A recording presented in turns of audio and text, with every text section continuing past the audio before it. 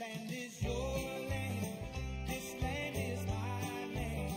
From California to the New York Island. From the Redwood Forest to the Gulf Stream waters. Hey, this land is made for you and me. As I was walking that ribbon of highways, I saw above me that in the skyways, I saw below me that golden valley.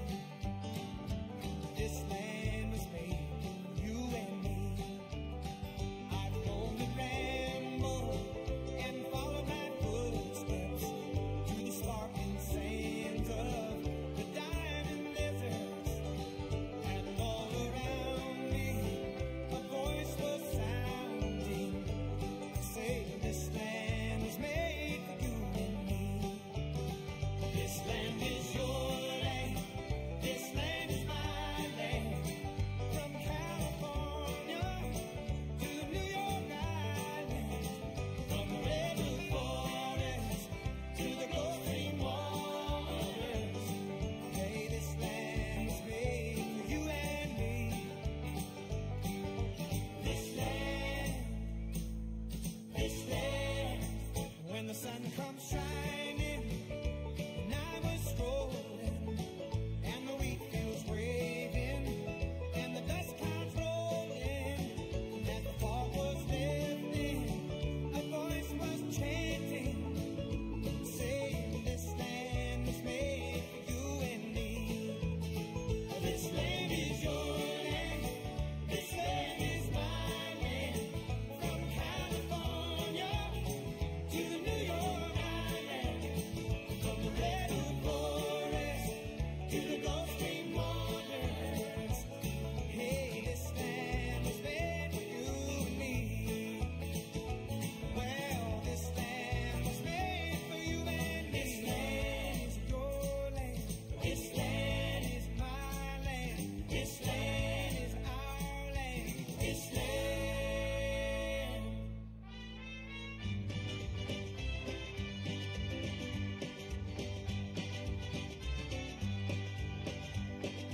Love is a burning thing,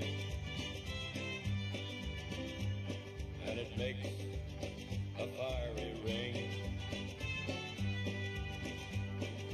Bound by wild desire, I fell into a ring of fire. I fell into a burning ring of fire. I went down, down, down, and the flames went higher. And it burns, burns, burns, the ring of fire, the ring of fire.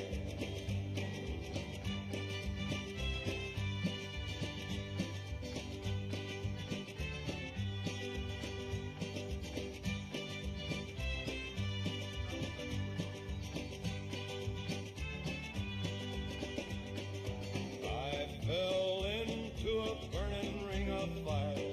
I went down, down, down, and the flames went higher. And it burns, burns, burns, the ring of fire, the ring of fire. The taste of love is sweet when hearts like ours meet. I fell for you like a child. Oh, but the fire went wild. I fell into a burning ring of fire. I went down, down, down, and the flames went higher. And it burns, burns, burns, the ring of fire, the ring of fire. I fell into a burning ring of fire. I went down, down, down, and the flames went higher. And it burns, burns, burns, the ring of fire, the ring of fire. And it burns, burns, burns, the ring of fire, the ring of fire, the ring of fire, the ring of fire.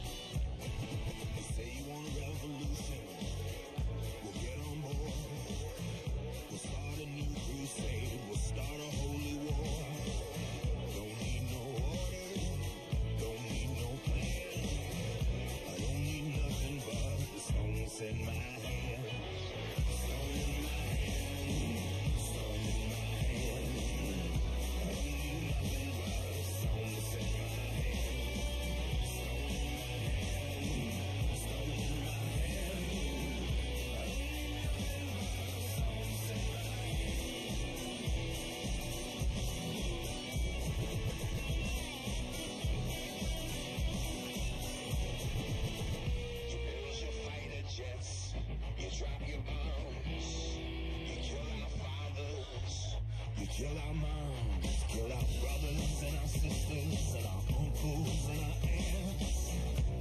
Still I'm fighting with the stones in my hand.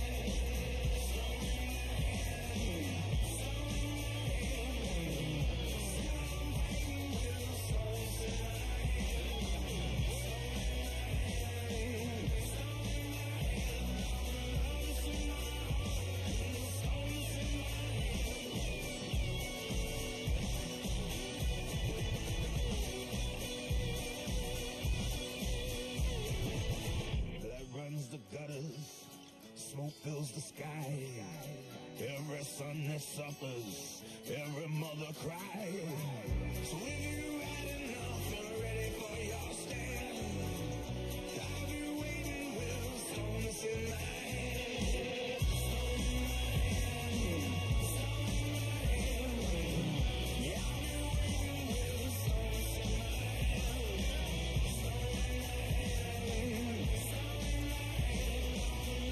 in my hand.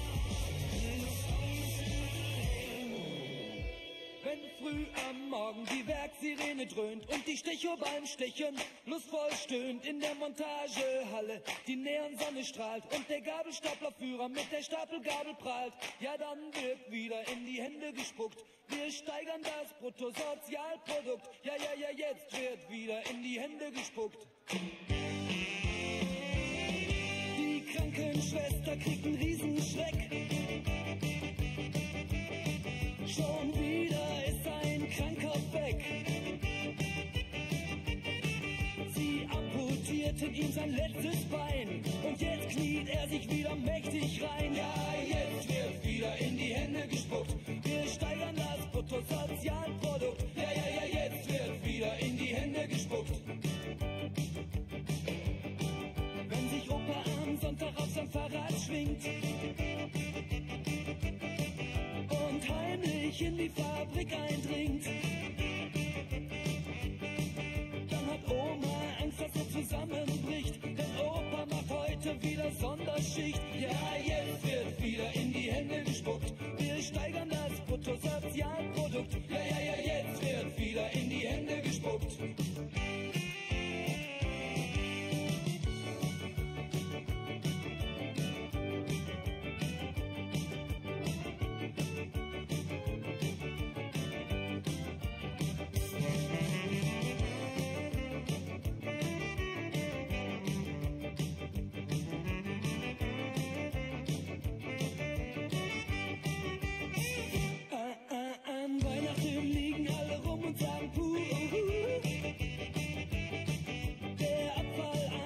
Schon nicht mehr zu.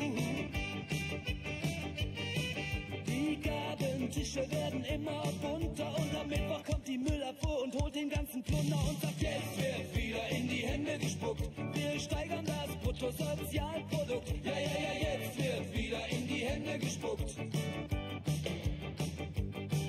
Wenn früh am Morgen die Werksirene dröhnt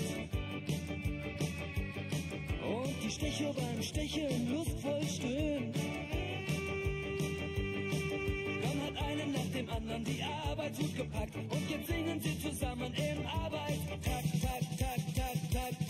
Ja, jetzt wird wieder in die Hände gespuckt. Wir steigern das Bruttosozialprodukt. Ja, jetzt wird wieder in die Hände gespuckt.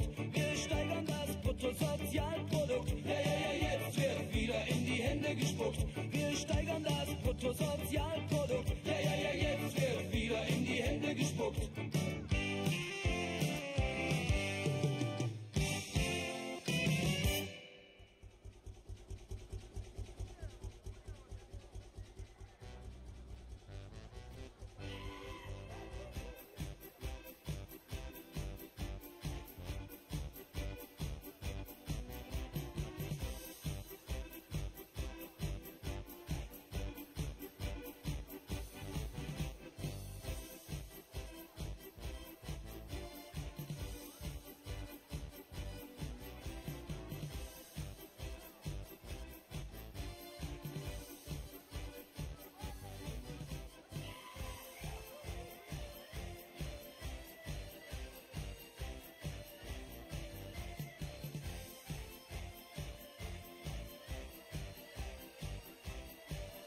10 minutes to go, 10 minutes to go, start approaching, lads, please. 10 minutes, dans 10 minutes, on va démarrer. S'approcher, merci beaucoup. Okay, we start in 12:30. Zaczynamy za 8 minut dokładnie.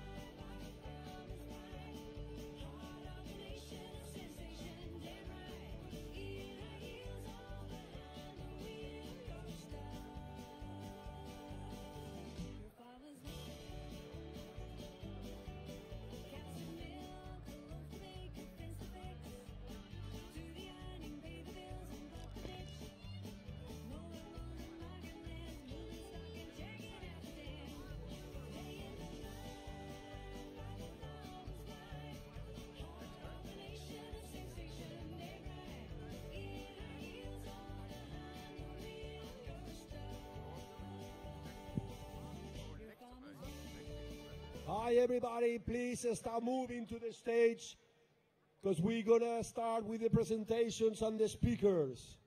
Please approach to the stage.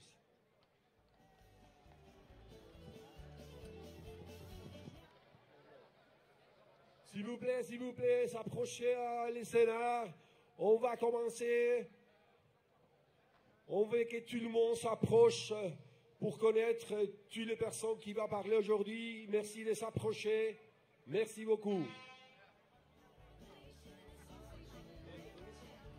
Such a nice audio system that they can be there and listening to it.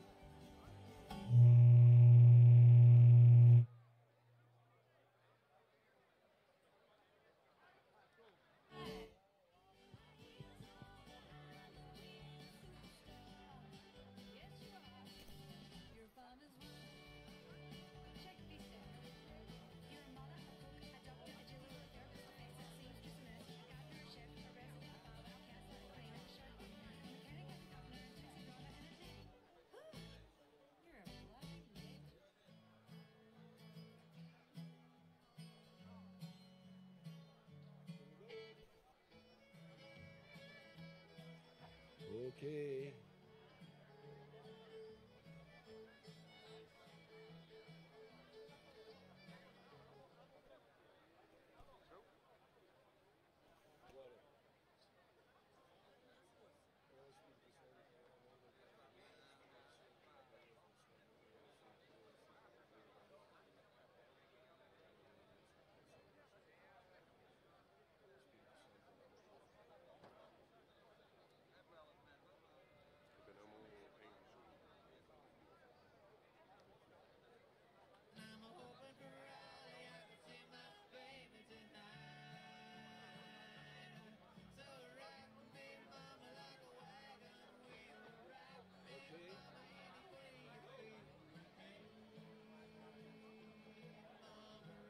Well. In order to follow the schedule, I think we're going to start the demonstration we held in today here in Brussels. So, good morning, Belgium, good morning, Brussels, good morning, Europe. Here with my friend Carolina from Poland. Hello guys, my name is Carolina Hernika from Poland. This is... Yes, now? No? Yes, now. Working? Raz, one. Okay. My name, Hello? let's go forward. Hello, My name is Emmanuel Tamames. Although my name is not important, just to be presenting the people coming here. I'm come from Spain, and it is an important day before the elections we're having on the different people that we will delivering the different speeches for us to know how the situation we're going through and which are the possibilities we have in order to improve that bad situation. We are very happy and more than pleased to welcome all of you guys today and all the farmers around and across the Europe, farmers from the Netherlands, from Germany, from Poland, Spain, Italy, Romania, Belgium, and more of those. And we are very pleased to have you here today. We are here gathered to stand for our rights, for farmer rights, to be able to do our work to feed the Europe. We want to thank you all coming from so far away, who have left your families, your kids, your grandparents, the elder people, your businesses, your animals, your fields, which have made an effort from your pockets in order to be here and raise your voice for everybody to know what's the situation we're going through. It's not only a question of the primary sector, it's a question of all the populations, because you are the guys that with your labor and your work help to fill the fridges and the storages of every people, giving the health food in order to have things that will improve the situation. No farmers, no food. All for one. Let me introduce our first speaker, Jos Ubers, the Vice President of Farmer Defense Force. He is well known of fighting for the farmers' rights to produce. Welcome to Stage is yours, yours. please.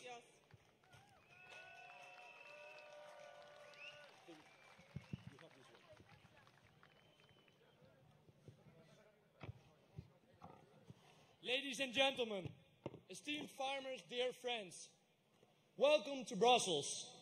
I'm honored and proud to speak here today before such a remarkable turnout. We see a lot of tractors, a lot of people, all of the atomium is filled with tractors, the pictures will go worldwide. Your presence here today shows the immense strength and determination we have to stand up for the rights of our future. We stand together, united, in our fight against the injustice inflicted upon us by rigid legislations and the lack of understanding of our sector. Today here, we make our voices heard and we make it clear that we will no longer be pushed aside. With the elections approaching, it is crucial that our voices are heard. The Green Deal and the Nature Restoration Law are measures that are disproportionately impacting our sector. It is evident that these laws were designed without sufficient consideration of the realities of the challenges of the farmers that we face daily. We, the farmers, are the stewards of the land. We care for our nature reserves. We produce high-quality local food. However, our efforts are being undermined by politicians who threaten our future and our rights to exist. We say, enough is enough.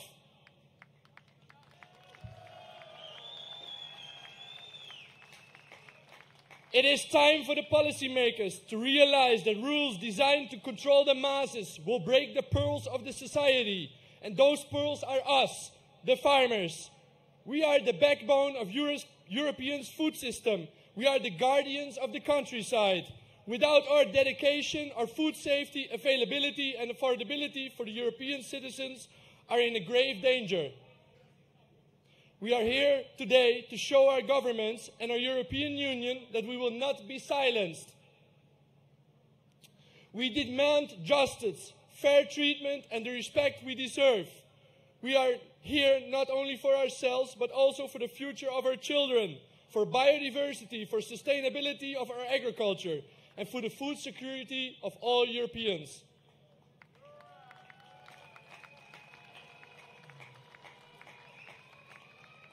Let us unite our voices and make it loud and clear that we will not be displaced.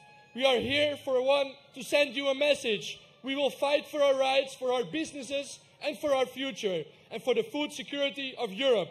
And with the elections approaching, we have the power to bring change. Together we stand strong. Together we will prevail for ourselves, for our children and for a fair and sustainable agricultural policy. I will thank you all and let's make this day unforgettable. And the last thing I want to say, in the winter's chill and the summer's heat, it's the farmer that makes you eat. Thank you. Thank you, Jos. Thank you very much. What a clever words you had. Thank you. Thank you very much, Jos. Another group is a group of Polish farmers. There is few organizations coming from Poland, so they will speak in Polish as they communicate into Polish farmers and to Polish media. And let me welcome them. Hello, guys. Dzień dobry. Drodzy Państwo, witamy się jako Polacy. Cieszę się, że możemy być razem dzisiaj wszyscy w Belgii. Drodzy Państwo, generalnie my jako rolnicy Unii Europejskiej rywalizujemy ze sobą, ale w czasie kryzysu, w czasie kiedy przeciwnik jest ten sam, a naszym przeciwnikiem są obecnie głupie, błędne i niszczące rolnictwo przepisy, jednoczymy się. Bardzo miło mi powitać Państwa w imieniu Instytutu Gospodarki Rolnej na dzisiejszym proteście. Cieszę się, drodzy Państwo, przede wszystkim z tego, że nie jestem tutaj sama.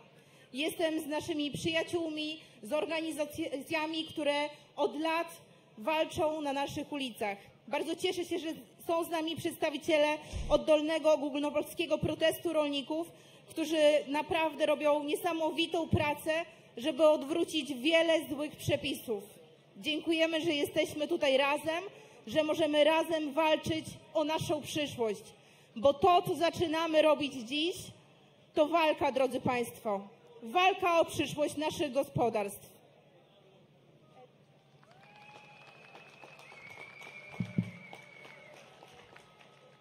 Szczęść Boże, rodacy Polacy! Szczęść Boże!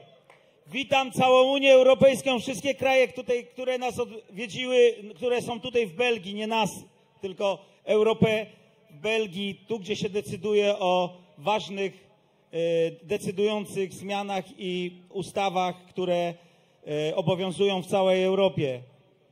Proszę Państwa, my Polacy i cała Europa nie godzimy się na to, żeby ściągać z innych krajów artykuły rolno-spożywcze, a nie dbać o nasze gospodarstwa, ograniczać je do bardzo wysokich, drastycznych przepisów, a tak naprawdę spoza Unii nie dotyczą te przepisy i są całkiem inne standardy. Na to się nie godzimy. Nie godzimy się za wycofywaniem środków ochrony roślin. Nie godzimy się, żeby były przepisy, które są bardzo absurdalne, bym powiedział. Do tego nie możemy dopuścić. Dlatego, moi drodzy, jesteśmy 20 lat w Unii. Mieliśmy my, Polacy, po 10 latach mieć jednakowe przepisy w całej Unii, a tak nie jest. Dążmy do tego, żeby tak było i żeby dbać o całą Unię Europejską. Najpierw Unia Europejska, a dopiero inne kraje. Dziękuję ślicznie wszystkim za to, że jesteście tutaj. Wszystkich Wam dziękuję. Dojedźcie z powrotem po tym odbytym proteście do domów. Oddaję głos innym. Dziękuję ślicznie, pozdrawiam Was serdecznie.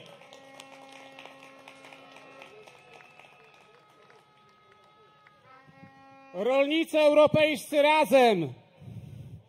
Rolnicy i chłopi razem! Słuchajcie, jesteśmy tutaj, żeby przeciwstawić się złym założeniom Zielonego Ładu.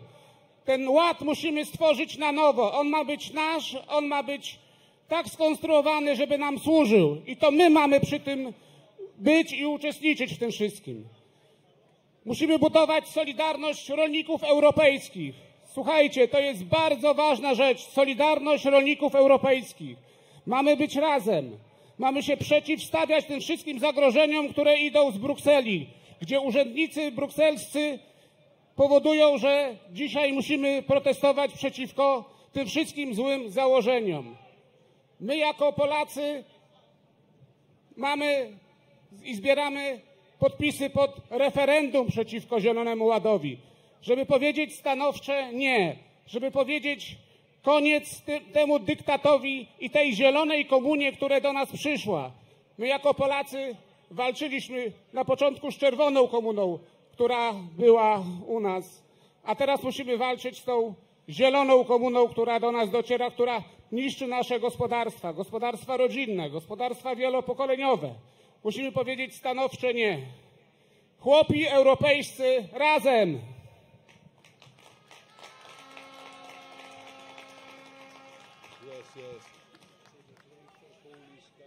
Dzień dobry Państwu. My jako polscy rolnicy od pierwszych dni protestów wyszliśmy na ulicę z 3 głównymi postulatami.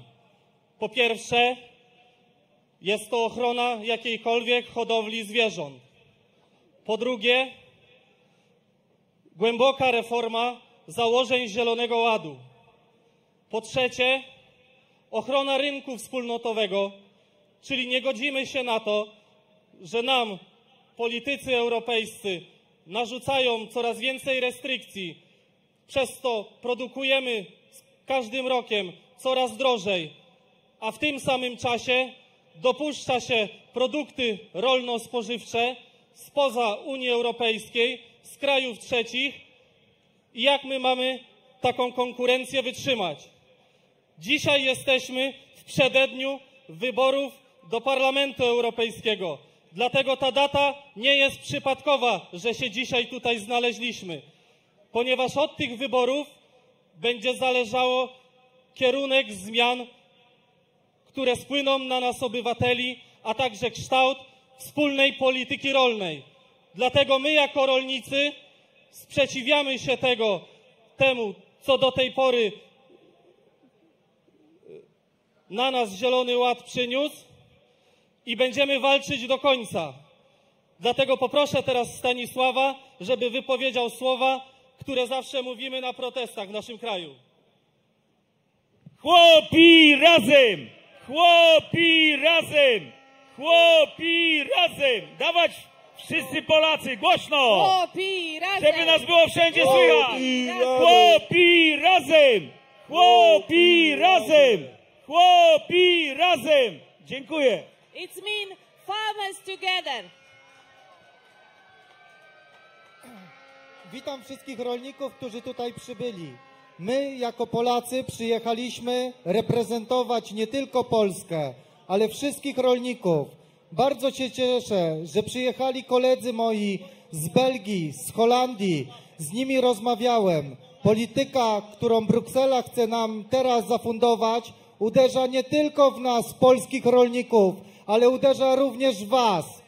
To my mamy blisko granicę z Ukrainą i to oni nas najbardziej niszczą. Otworzyli granicę naszą, nikt ich nie strzeże. To nasi chłopi stali przez pół roku i pilnowali, żeby te produkty nie wjeżdżały do Unii Europejskiej. To nam się narzuca dyrektywy, które nas cały czas dzielą i wykańczają. Ukraina tego nie musi stosować. Cieszy mnie to, że przybyliście tutaj i pokazujecie eurokratom, że my nie będziemy się na to godzić. Pamiętajcie, musimy trzymać się razem i wygramy tę wojnę. Będzie nas tylko więcej. Cieszę się, że tu jestem. Pozdrawiam całą Europę.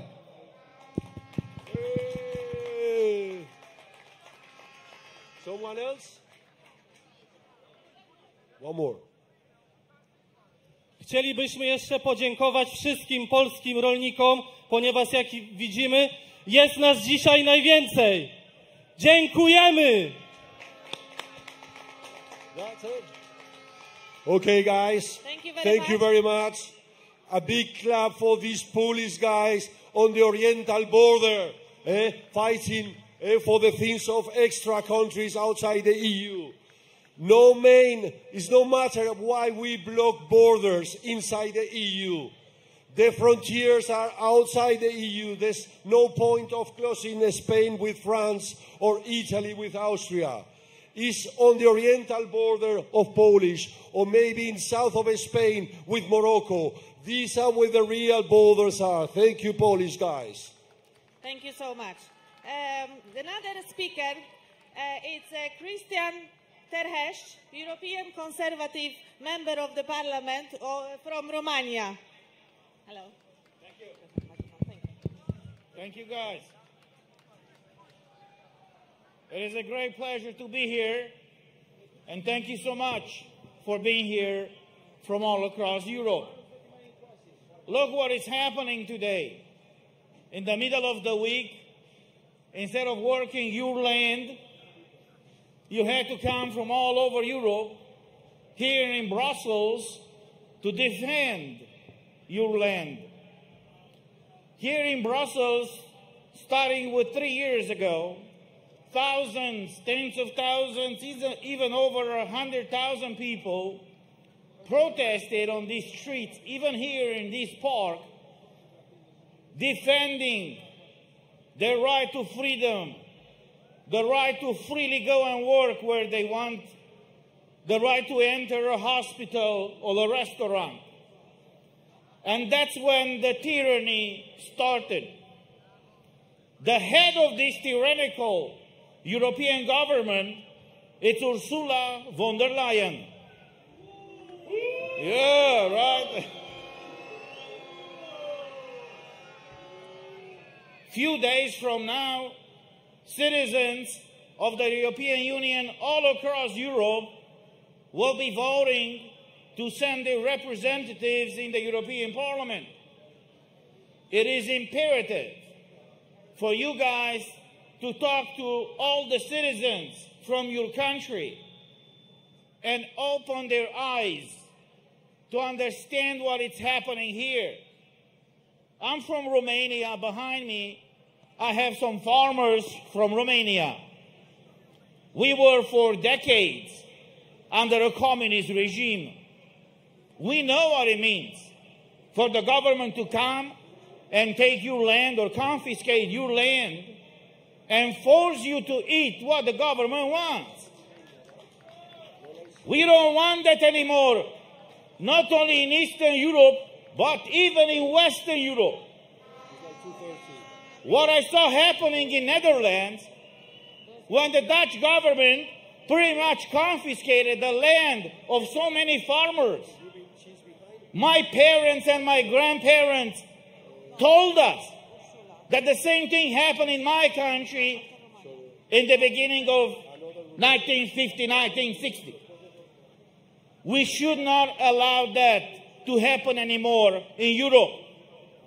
Ursula von der Leyen, as I used to call her, lied to the European Parliament and lied to the citizens of the European Union, claiming that the so-called vaccines are safe and effective.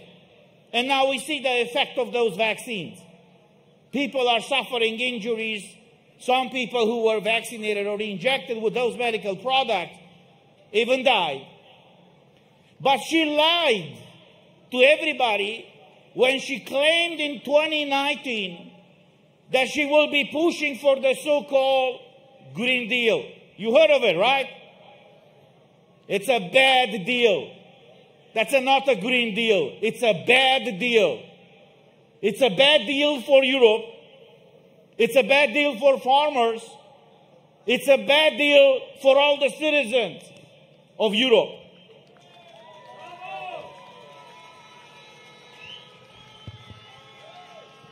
There is one solution, and every person, an adult person who has the right to vote, has the option a few days from now, when the Europarliamentarian elections will start, to send these tyrannical bureaucrats out of office. They are the ones that should be leaving this country and this city, not us. They are the ones who should be made accountable for what they did to all of us. My suggestion, my advice, and my call to all of you is to keep the fight on, because that is the only way to defend our freedom. Nevertheless, do not forget, united we stand, united we fight, and united we win. Thank you so much. God bless you. And make sure that until Sunday, you send Ursula von der Leyen out of Brussels. God bless all of you. Thank you. Thank you. That's it? Thank you. Thank you very much. All these brave Romanians that have been fighting communists and now are fighting for our rights and our goods. Thank you very much, lads. Thank you very much. Who's now? No, that's it. Okay, our next speaker is a very special person to us in Poland, as she is not only the person who fights for farmers' rights for many years now, but she is also a farmer itself. Ania Bryłka from Confederation, the Polish candidate to be MP Parliament.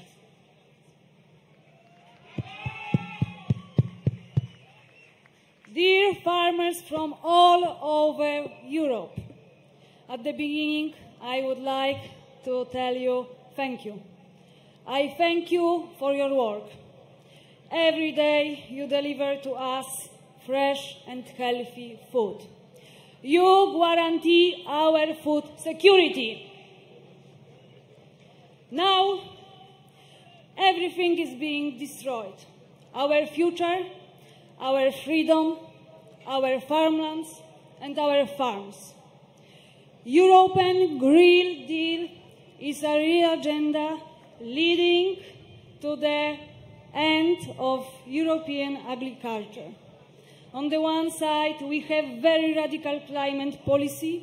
On the other side, we have open borders for imported food from outside of the European Union.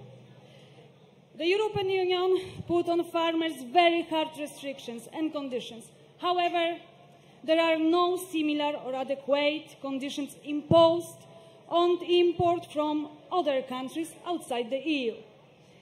Raising and rearing animals in Europe is reduced, restricted and controlled.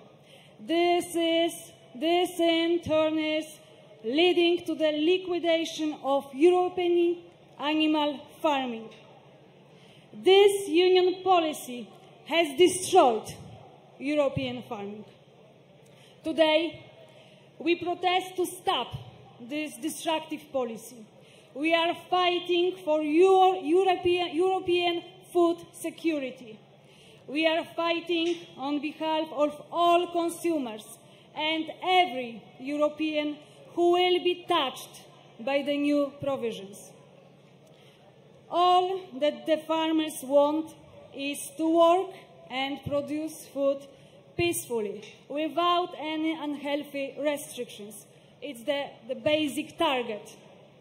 We are a few days before the European election, and we need people who in the European Parliament will be representing traditional European values.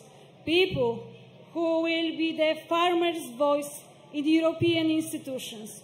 And we will win. No farmers, no food.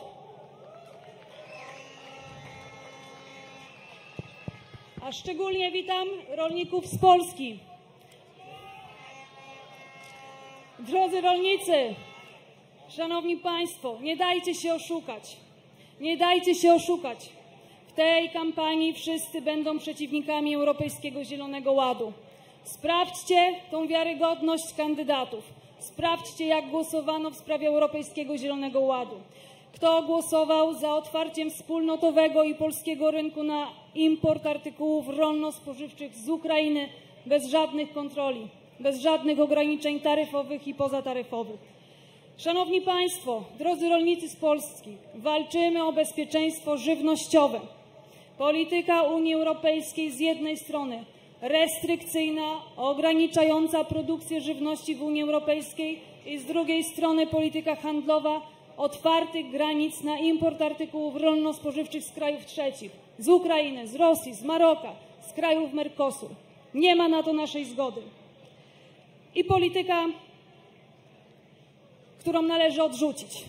Polityka klimatyczna, Europejski Zielony Ład, pakiet Fit for 55. Drodzy rolnicy z Polski, życzę Wam determinacji, życzę Wam siły, bo to jest wieloletnia walka, żeby wygrać przyszłość polskiego i europejskiego rolnictwa. Dziękuję bardzo. Dziękuję, Anna. Dziękuję. Thank you very much. We see here a brave woman as well as a politician, farmer that knows very well what's going on, somebody that will defend you because she knows what she's talking about. Thank you, Anya.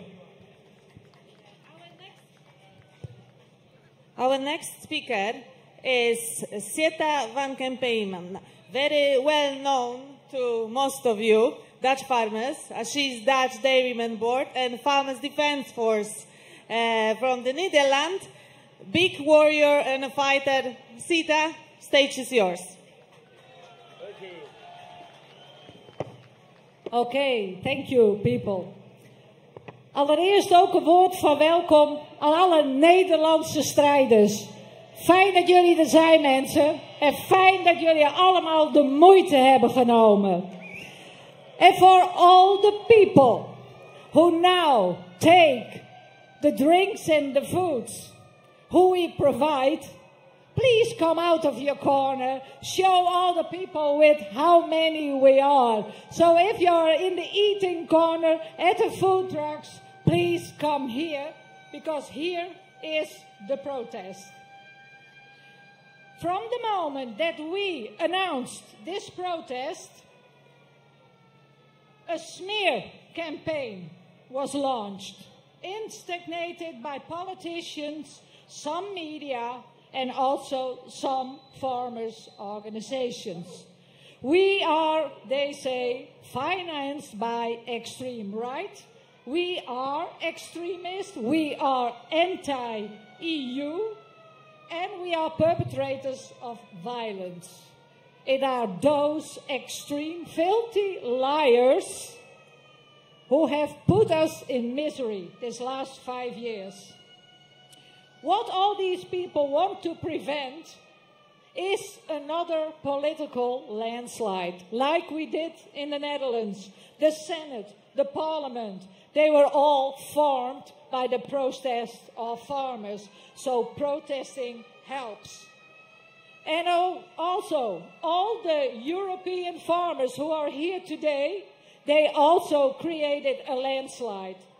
The Nature Restoration Act was put in the drawer.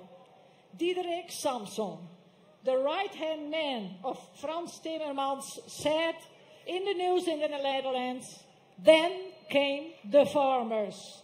And the Nature Restoration Act was done. Then came the farmers. That's your power, and never forget it. The European Commission, Council and Parliament should pursue European Union's goals. What are the goals of our European Union as we know it? Promoting economic prosperity, social progress, high employment, strengthening the protection of the rights and interests of European citizens, freedom, security, justice, appropriate measures regarding our external borders, asylum, immigration, and preventing and fighting wars and crime. That are the goals of the European Union. And what did we have? In the period, Ursula von der Leyen, EPP, the candidate that was forced on EU citizens through political games straight out of Klaus Schwab's undemocratic, totalitarian World Economic Forum, we will penetrate the cabinets. 2019 to 2024, the European Commission, people were locked up and excluded, threatened and persecuted, all in violation of the truth, a violation of our human rights. We also had to deal with a war on the eastern borders, increasing crime, an unprecedented migration crisis, the decline of livelihoods, all under this European Commission. It is not what the goals of the European Union are. The Green Deal was introduced in 2019. Mrs. von der Leyen came with it, exposing EU farmers and citizens to contraction of the economy, poverty, driving up food and fuel prices, threatening livelihood security. Under Ursula von der Leyen, all the aims of the European Union were demolished. And economic contraction in the EU became an end in itself. Simultaneously, she personally committed to favoring foreign multinationals by taking the inside track on unfair trade agreements, such as the Mercosur. She throws millions more at countries to viciously compete the European farmers, while hundreds of millions of tax euros disappear to regions outside of the EU to expand food production there. Food production that is less sustainable and for which pristine nature is mined. Large multinationals are the only ones who benefit from this. False competition to eliminate EU farms and drive all EU citizens into the arms of superpowers who determine whether we eat, what we eat and when. Chemically made artificial meat, artificial drinks that are supposed to imitate dairy but have no nutritional value. Printed vegetables and crickets. There are already 3% cricket flour in your biscuits and bread without it being mentioned on the packaging. And it's also a personal decision of Ursula von der Leyen, who didn't want to talk to you, but she will talk about you.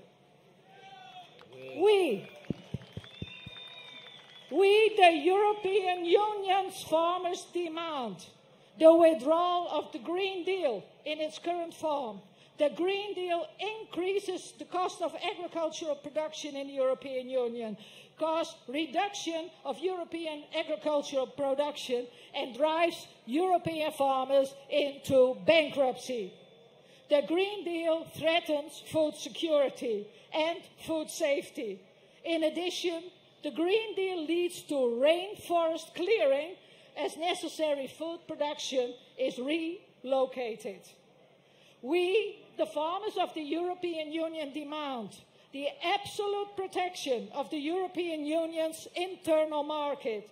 We strongly oppose the import of food from regions outside the EU that do not meet our high production and animal welfare standards. We also strongly oppose the hundreds of millions of euros the EU spends on farms outside of the EU to make us suffer. We, the farmers of the European Union, demand protection and support of the European livestock and breeding sector. Livestock production guarantees the stability of crop production and food security. As demand remains, a reduction in EU livestock will only lead to relocation of food production to less sustainable regions outside the EU. We, the farmers of the EU, demand the absolute protection of the right to use private property. We disagree with the attempts to gain control of our farmland, our beaches, and the sea we live on. We demand sovereignty for EU member states. And people, that's why we are standing here, to claim back our European Union. This European Union that was taken from us by Mrs. von der Leyen, Mr. Frans Timmermans, the Greens, the Socialists, the EPP. We reclaim our European Union. What we want is to live in freedom, to make our own choices, which is our right. All that has been lost in the last 5 years. Make a difference, people. Vote them out from 6 to 9 June. Make the EU great again. Thank you, Sieta. Thank you very much. Wonderful woman. Amazing warrior. Thank you very much. Thank you. It's a grace and a honor fighting next to these women that I met months ago here in Brussels and came to Spain, to Valencia. How clear her ideas are. What a speech, letting everybody know what we're fighting for regarding the Green Deal, regarding the priority to the members of the EU, fighting the treatments of the Mercosur, and protecting the private property that we all have. So right, thank you very much, Sieta. And as you mentioned, all the guys on the food trucks, very nice food over there, protest is here, join us here to get all the message. Thank you. Thank you. And the next speaker is Tom van den Driessen. He is the MP, European parliamentarist, and from Belgium, so more than welcome.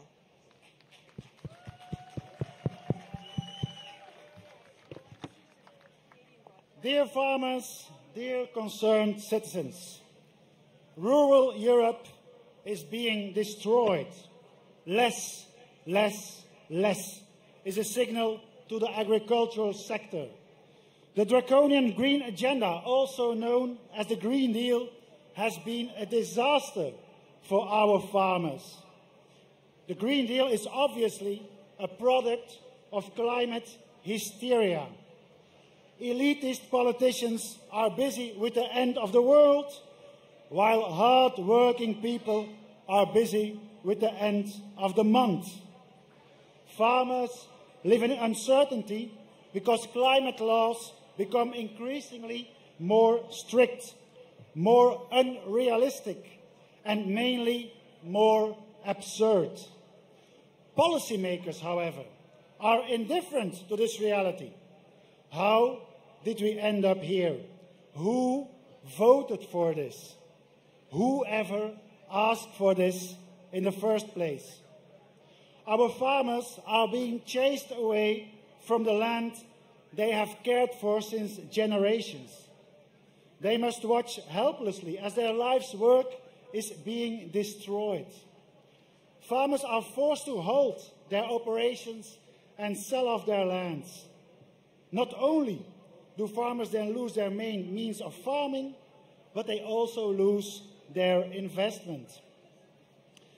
This expensive soil is often their guarantee for their retirement, and they're forced to sell cheap so it can be wasted on unnecessary nature reservations no one asked for. These operations are criminal. This is what I would call theft, my friends.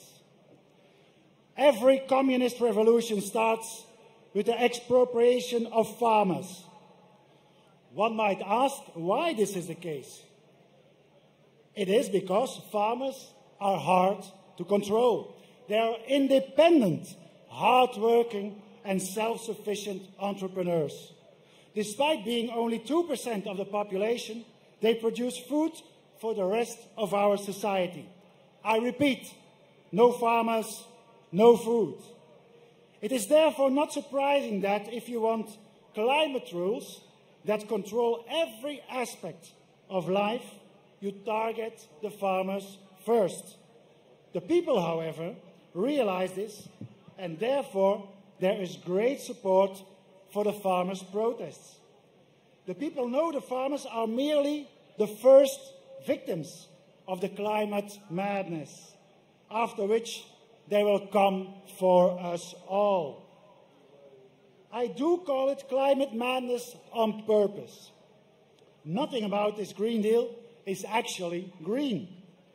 European farmers have to close operations so we can import agricultural production from the other side of the world, where climate rules often do not even exist. Is this green? Do not be fooled. Nothing about the Green Deal is actually green.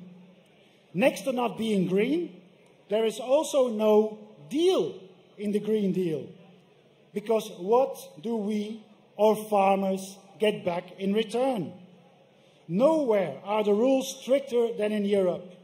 Nowhere is agriculture more advanced than in Europe. The rest of the world does not even come close to our high standards. However, the Green Deal rules make us import agricultural products from countries where the environment is polluted, climate rules do not exist, and animal rights are merely symbolic. This is not a Green Deal. It's a green scam. We are being fooled. We do not want to be dependent on countries on the other side of the world for our food. Farming, in my opinion, is a sector of strategic value to the nation. It allows us to be self-sufficient. This is why our farmers are crucial for our future. Without farmers, we become dependent on the rest of the world for our food supply. This is why we not only have to save our farming sector, we must also protect it against unfair competition. This is why I say no to the EU-Mercosur agreement. No cheap imports. We will support our farmers instead. Our farmers deserve fair prices for their products. People sometimes ask me, and my people from my party, why do you support farmers? The first reason is that we reject the climate madness of the Green Deal. It has to go. The second reason is that farming is a strategic sector. No farmers, no food, as I already mentioned. However, there is also a third reason, and it is a simple one. We love our farmers. Farmers are more than food producers alone. Farmers take care of our landscape. Farmers take care of our homelands, of our nature and of our animals. Farmers are the guardians of our homelands, the protectors of our European way of life.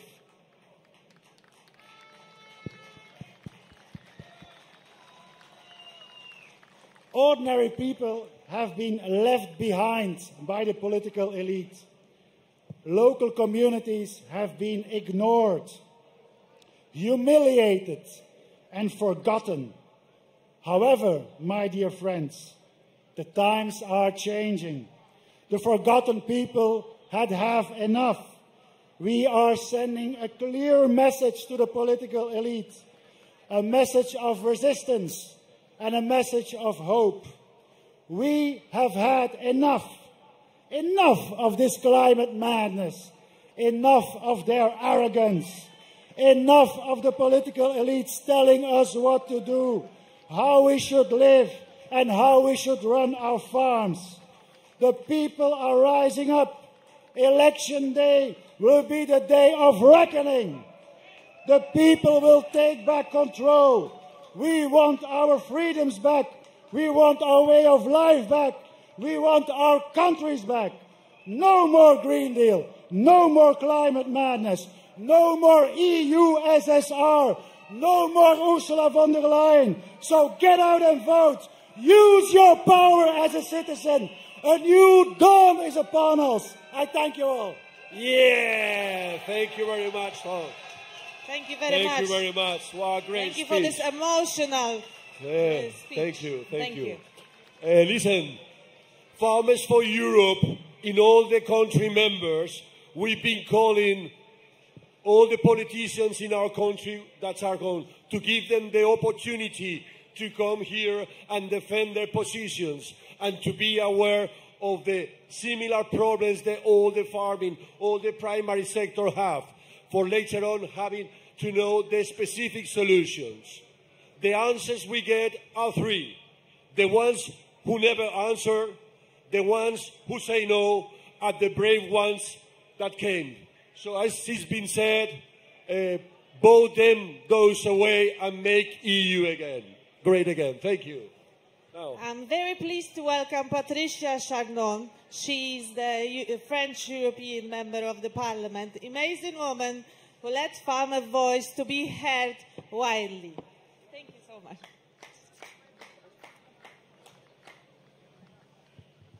Chers agriculteurs, lieve boeren, dear farmers, what pleasure to see you all today, so numerous here in Brussels. But this is not the first time that you came. This is not the first time that you came to make your voices heard here in the center of power of the EU, of misuse of EU power. We know that in different countries, farmers are confronted with different problems.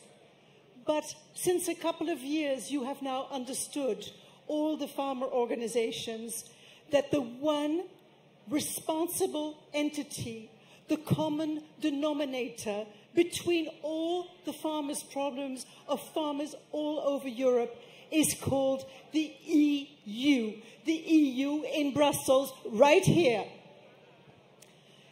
You have understood this, and you have understood that you need to overcome, we need to overcome together the national differences that we might have, the way that France against Italy, or Italy against Germany, or Holland against Belgium. No, we know the problems come from Brussels. And what are the problems that you all share?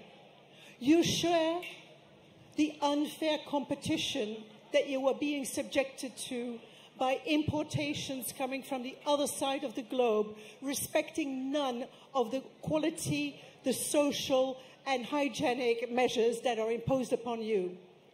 Secondly, you are being totally swamped by administrative problems. You need to obey the rules for this, rules for that, and rules for the other.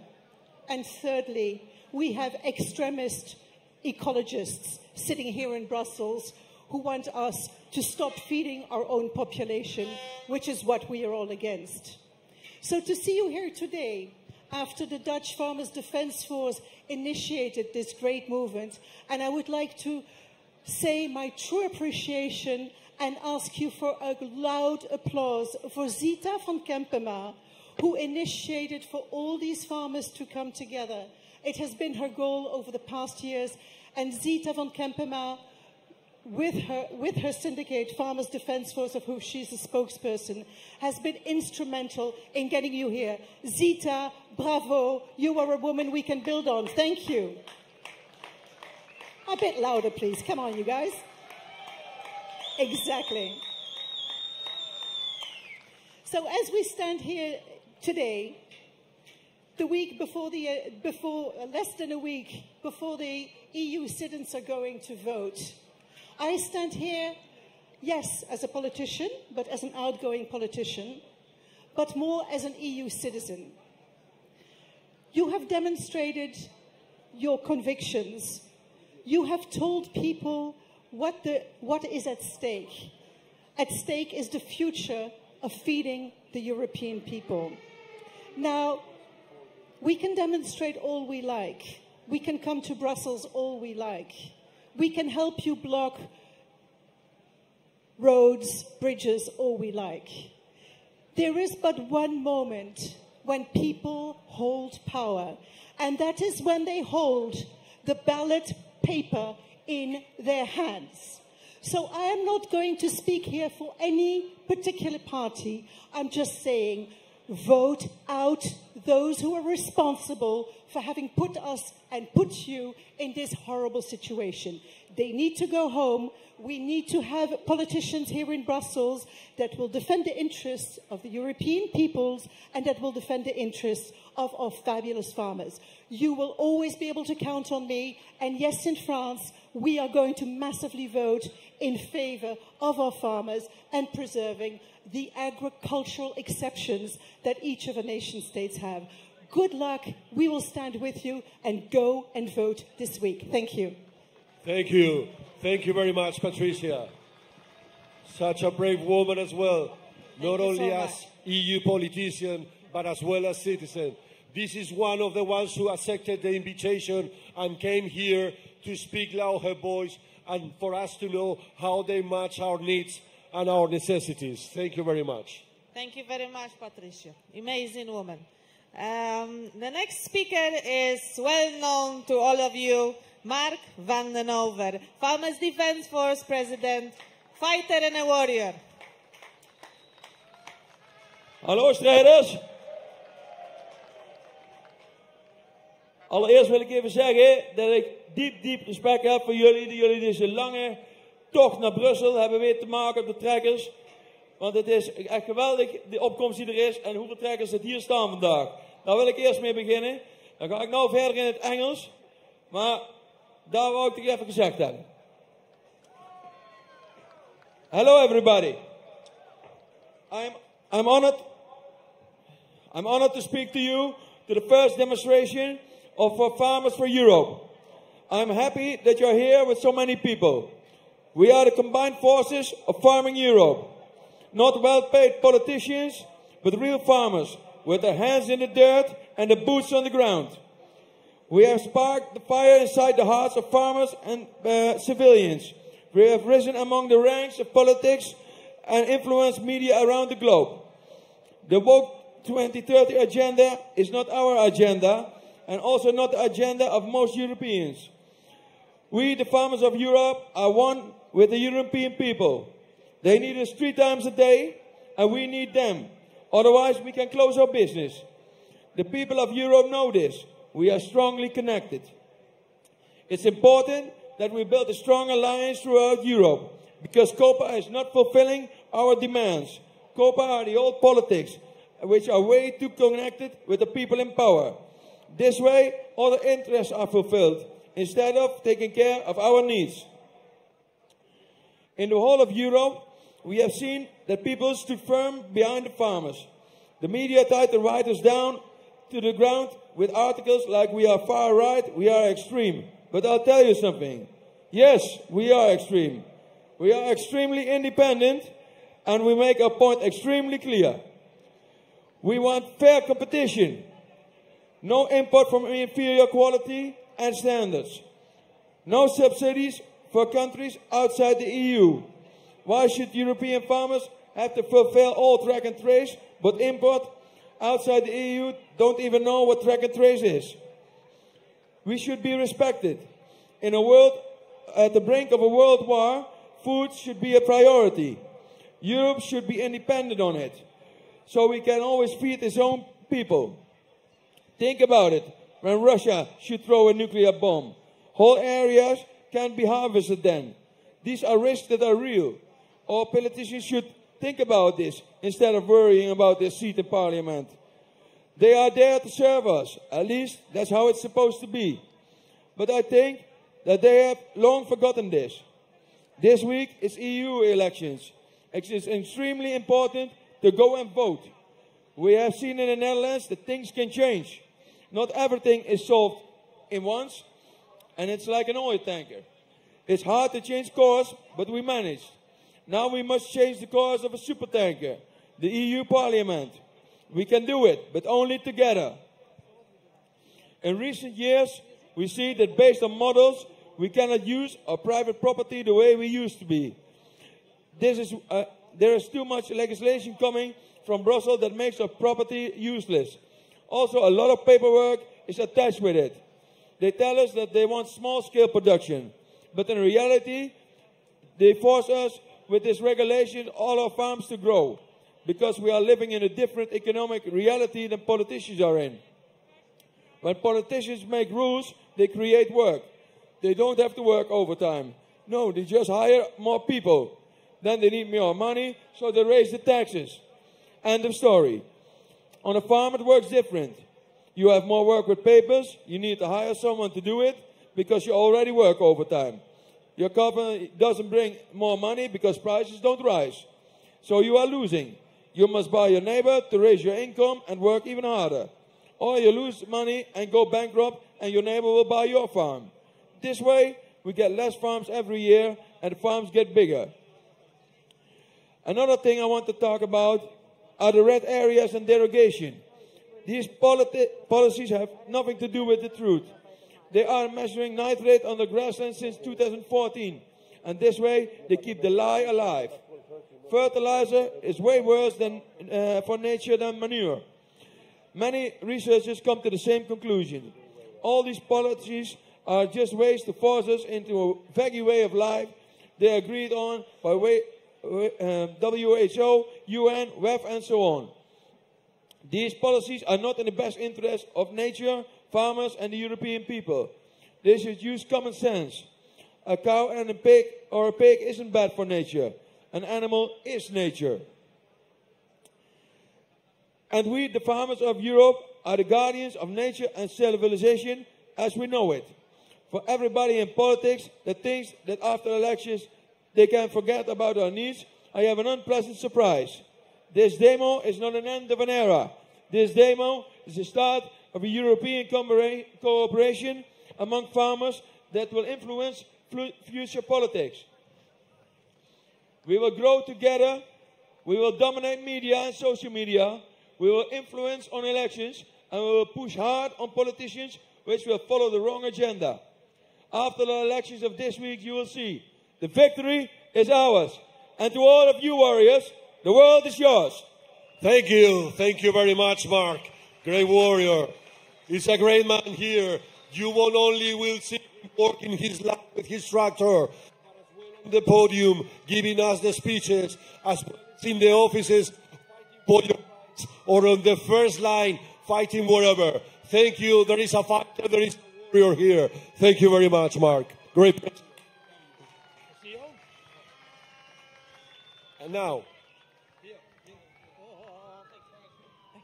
Okay, guys, now we have time for 20 minutes. Nice.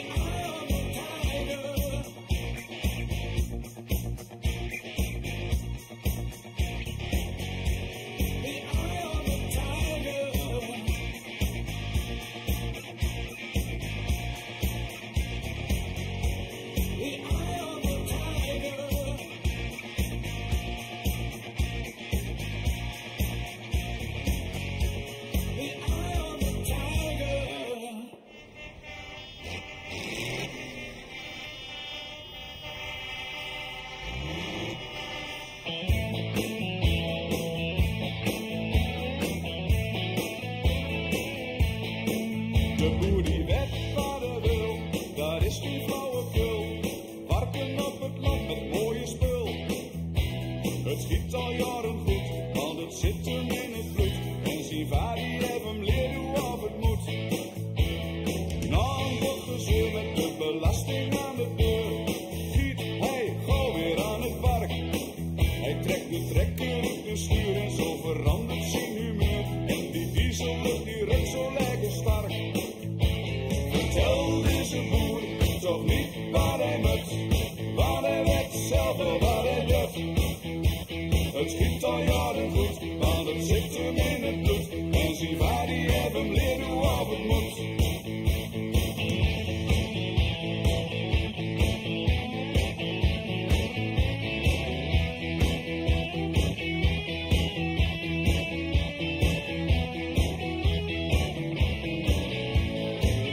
Soms dan wordt het moeilijk maakt, ja je hebt ze erbij. Stikstof en halvering op de boerderij. Dan rinden met z'n allen op de trekkers naar Den Haag. En dan vatten wij die liberale lullo's bij de kraag. En mocht het dan niet baten, nou een verbaal gevecht. Het schiet om het principe en een klein beetje respect. Hij durft geen kiezen van hem veten, begrip dit dan goed. No farmers, no food. Vertel deze boer toch niet waar hij moet, maar hij weet zelf wel wat hij doet. Het schiet al jaren goed, want het zit hem in het bloed. En zijn vader die heeft hem leren hoe het moet.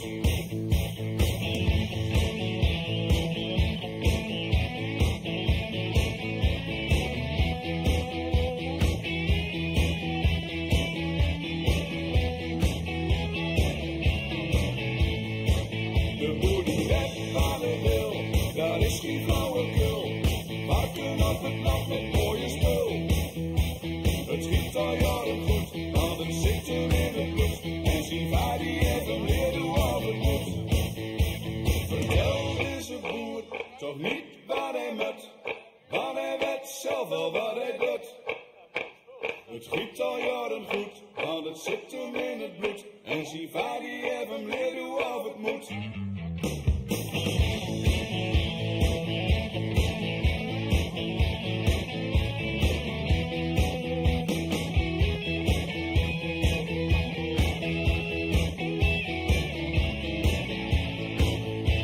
En dat hij dat niet weet, minder eigen tevreden. Het giet om de gezondheid van het vee.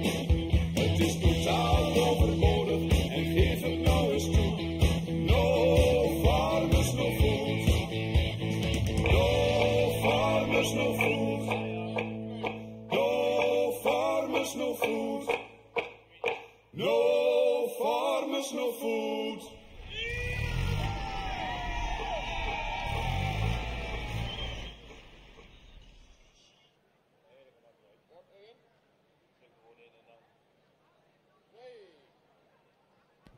No disponerai, se non ha pisze.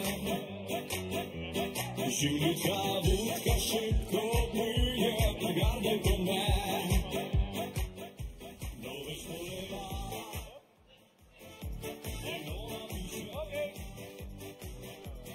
Żółtka wódka szybko płynie, pogardę po mnie. Nic się nie rzuca.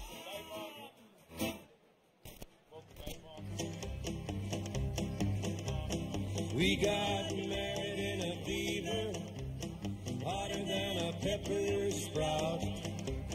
We've been talking about Jackson ever since the fire went out. I'm going to Jackson, I'm gonna mess around.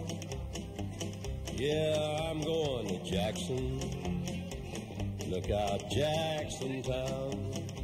We'll go on down to Jackson. Go ahead and wreck your hell. Go play your hand, you big talking man. Make a big fool of yourself. Yeah, go to Jackson. Go comb your hair. And I'm gonna snowball Jackson. See if I can. When I breeze into that city, people gonna stoop and bow. All them women gonna make me teach them what they don't know how. I'm going to Jackson. You turn loose of my coat, 'cause I'm going to Jackson. Goodbye, that's all she wrote. But they'll laugh at you in Jackson, and I'll be dancing on a pony cake. They'll lead you around town like a scalded hound with your tail tucked between your legs. Yeah, go to Jackson, you big talking man, and I'll be waiting in Jackson behind my J-Pan plan. Well, now we got mad in a fever, hotter than a pepper sprout. We've been talking about Jackson ever since the fire went out. I'm going to Jackson, and that's a fact. Yeah, we're going to Jackson. Ain't never coming back. Oh, we got married in a fever, hotter than a pepper sprout. Honey, we've been talking about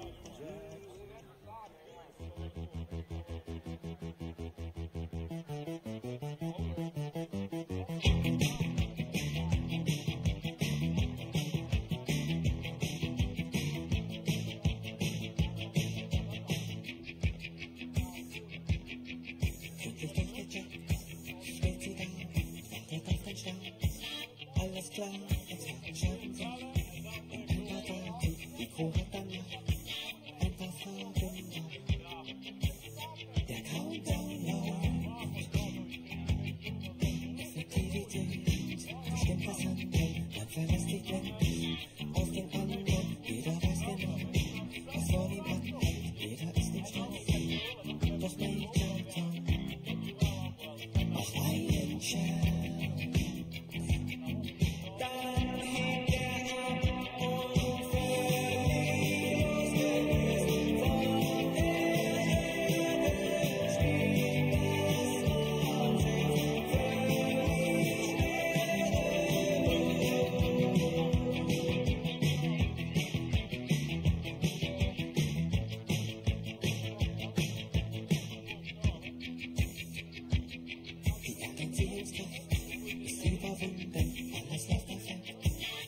Stunden, wissenschaftliche Experimente, doch was nützen die am Ende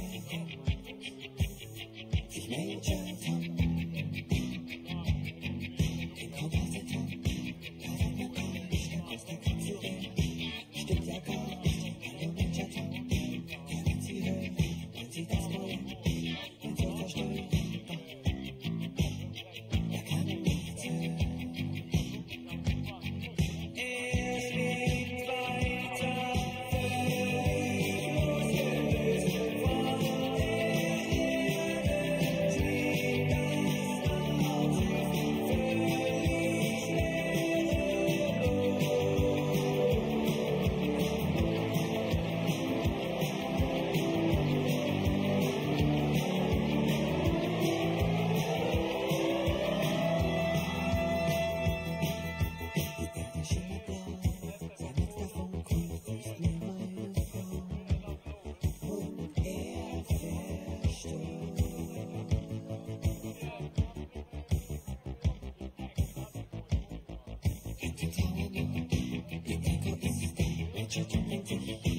Wenn die wüssten, ich führt hier eigentlich durch das All, das kennt ihr noch nicht. Ich träume bald, mir wird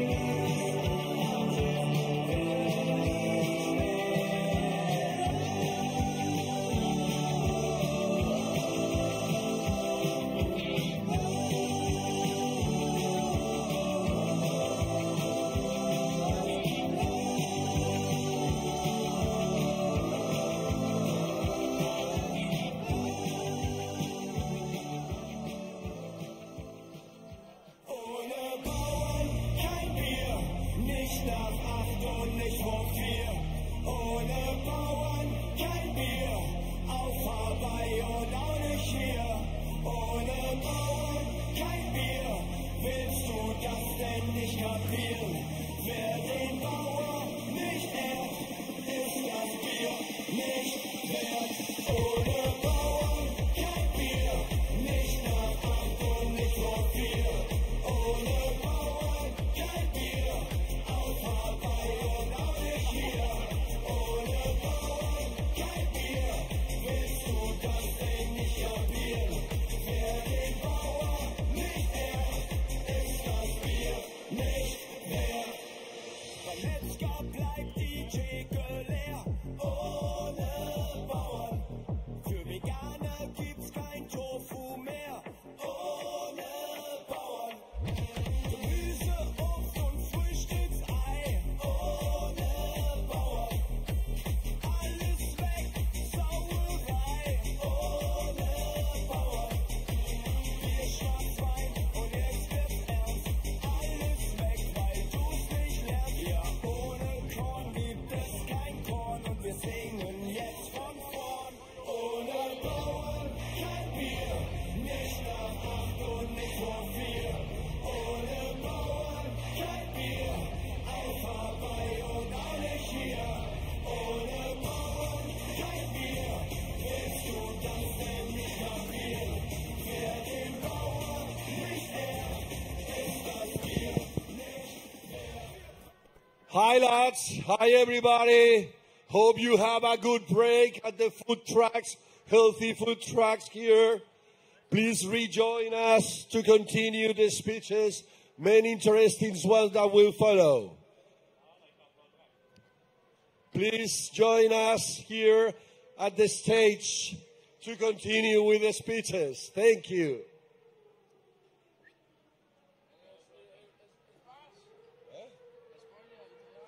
España, España, yes.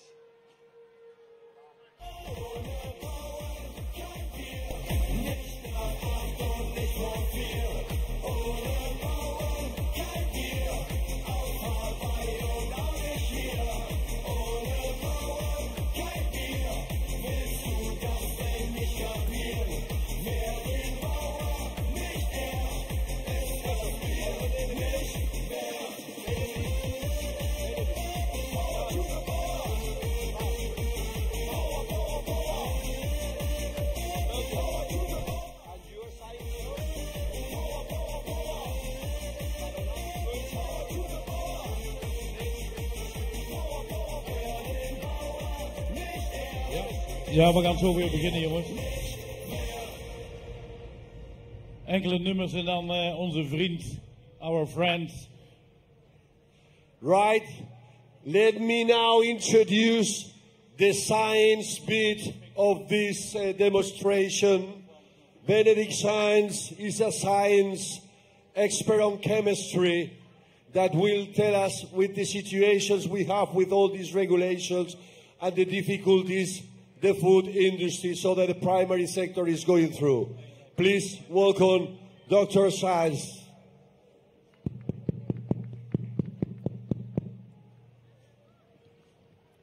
Good afternoon, welcome back. The Green Deal of the European Union is failing and is discriminating when it comes to agriculture and farmers. The Green Deal would be Europe's response to the challenges of the future related to the environment, nature, sustainability, and modern competitive circular economy. Important targets are zero gas greenhouse emissions by 2050 and decoupling of economic growth from resource use. To this end, the development of groundbreaking technologies and innovation is of great importance. Priority areas are energy storage, carbon capture, carbon storage, and carbon use. Moreover, Europe states that this growth strategy and transition should be fair, equitable, and inclusive. The European Pillar of Social Rights will ensure that no one is left behind. Are all these claims and statements actually true? Certainly not as far as agriculture is concerned. The Green Deal is anything but fair, equitable, or inclusive when it comes to agriculture and farmers. Policymakers point to agriculture as one of the major polluters and causes of climate change due to carbon emissions. Some member states, such as the Netherlands, at least before their elections a few months ago, or even regions, such as Flanders in Belgium, make it even worse and harder for farmers and hold agriculture responsible for the majority of nitrogen emissions, mainly ammonia. Completely unjustified because it's based on incorrect data and outdated models with margins of error of 50% or more. Carbon and nitrogen emissions from agriculture can actually be considered as green emissions and are cycles that existed basically forever. Agriculture is also part of nature. Agriculture is nature. The policymakers forget that agriculture not only produces carbon or nitrogen, but also captures and fixates large amounts of carbon and nitrogen and hereby also produce oxygen. Without carbon or nitrogen, plants do not grow and no protein is produced. Without proteins, life cannot exist. Some agricultural crops capture more carbon and nitrogen compared to forests.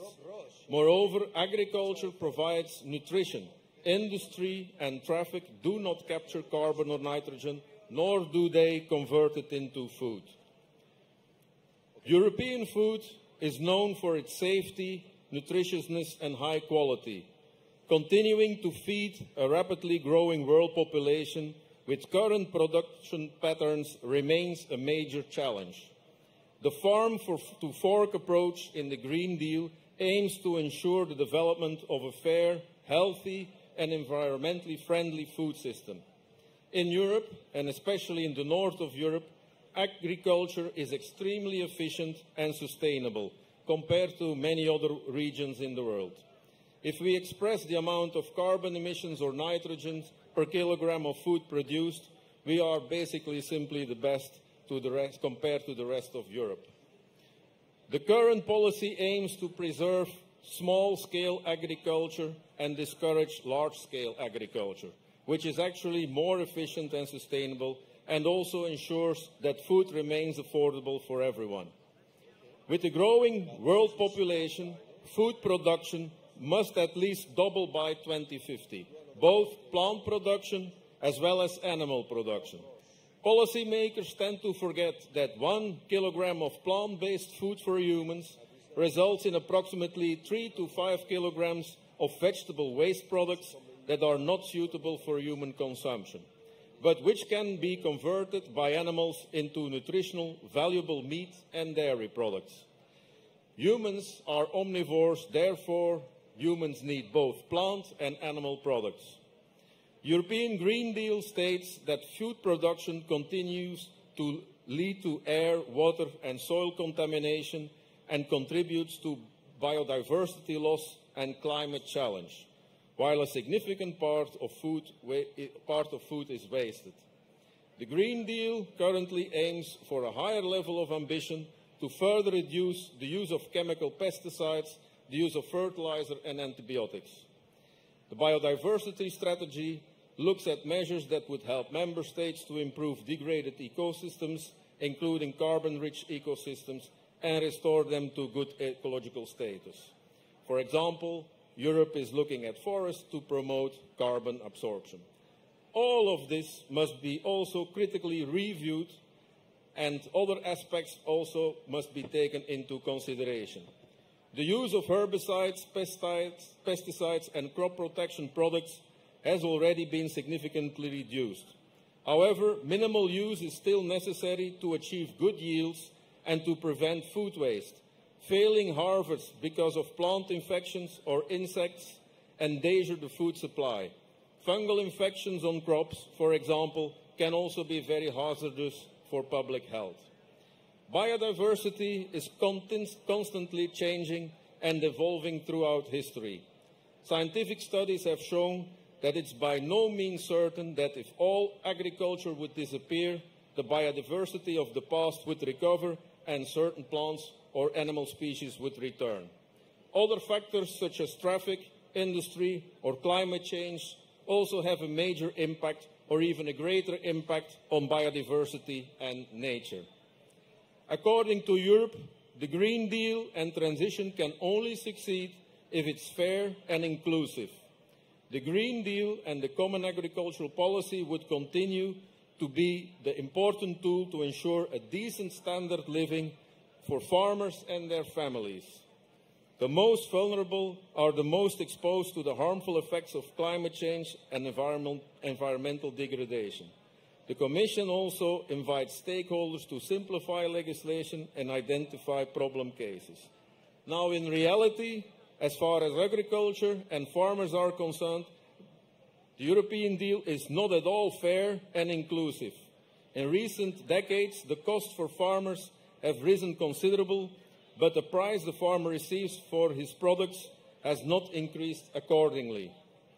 The distribution of value in the agri-food chain is mainly situated further along the chain, namely at the level of the processing industry and even more so at retail level. Only a limited part of the value goes to the farmer. Legislation is also becoming more and more strict, and regulations continue to increase for farmers. The absolute champion in this respect is Flanders in Belgium, where it takes on downright Kafkaesque proportions. Europe blames agriculture and farmers for being a major cause of climate change, but farmers are much more likely to be the victims of climate change, which also threatens food supplies. Either it's far too hot, far too dry, or it's too wet, as we had the last couple of weeks here in Belgium. Europe also sees itself as a global leader with the Green Deal and will work with all partners internationally to increase climate resilience and environmental resilience to prevent these challenges from becoming a source of conflict, food insecurity, displacement and forced migration. The demand for food will only continue to increase in the future, while climate change will reduce the areas that are still suitable for agriculture. Increasing international conflicts also pose a threat on the world's food supply. The Food and Drug Administration of the United Nations published a study at the end of 2023 that states that in order to be able to feed the world's population in the future, areas such as Northern Europe must significantly increase agricultural production. This is much better than cutting down rainforests or expanding agricultural activities in areas where it is much less efficient or sustainable. Europe must therefore assume its international responsibility for food security in the future. The European Union claims that it's inclusive and that everyone should be included in this story. But for the time being, this does not count for the farmers. So this needs to change urgently. After all, farmers are more likely to be the victims of climate change than to be the cause of it. Increasing regulations and costs must be drastically reduced, and the distribution of value in the agri-food chain must be urgently reviewed so that the farmers receive a fairer and more correct price for their efforts and products. Finally, Europe must strive for an equal, a level playing field for all players, whether international, national or even regional. It's absolutely unacceptable for a region such as Flanders in Belgium to impose additional and stricter rules on its farmers and then unjustified hide behind Europe. Europe should therefore urgently review its Green Deal strategies and ensure that there is more reasonableness and realism with regards to agriculture. The need for an agricultural recovery plan is growing and the time is running out. So policymakers, important message, take up your responsibility. Thank you. Thank you, Benedict. Thank you, Benedict. From the Gand University, thank you, Professor. Listen, just one thought about this speech. We all have availability to truth. We should not get the media to change our mind, to tell us lies, because we have this on our hands, which easily can get us into the news, into the reality of things, or into science that will tell us the truth and the situation we're going through. Don't let them lie us and listen to the right people. Thank you very much. Thank you very much. And the next speaker is Rob Ross from the Netherlands European Parliamentarian.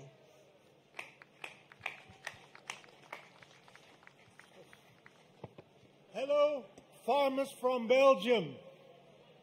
Where are the farmers from Belgium? Hello, farmers from the Netherlands. Hello, farmers from Germany. Hello, farmers from France. Where are the farmers from France? Hello, farmers from Italy.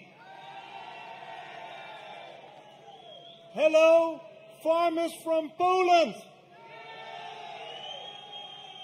Hello, farmers from Romania. And hello, farmers from Spain. And all the other farmers from the rest of Europe. The European Union makes work of farmers everywhere in Europe impossible. It's even worse than that. The European Union makes the right to exist for farmers everywhere in Europe impossible. The triggers vary across Europe, but the problem is everywhere the same. In Brussels and in our capitals, bureaucrats have decided that we are living the wrong way, that everything must change, every aspect of our lives. The way we work, the way we live, the way we travel, and the way we eat. There is a gigantic gap between the vast majority of the people and the urban academic ruling class. I call them the climate communists. These climate communists manage politics but do not appreciate farmers, even though farmers feed us 3 times a day, every single day. The climate communists want to make you, our farmers, disappear, rule by rule, to then make trade agreements with the whole world. From now on, we will fly in our vegetables from Kenya, all in the name of climate, of course. It is insane. I don't have another word for that. But let me tell you this. Food security is a matter of national security. We should never become dependent on other parts of the world for our food supply, because then we will end up in chaos and in wasteland. The European Union was founded to improve people's lives. And that's where it has to start today, improving people's lives. And that's why the anti-farmers policy must be stopped.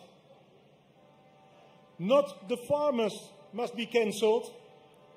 The only thing that has to be cancelled is the Green Deal.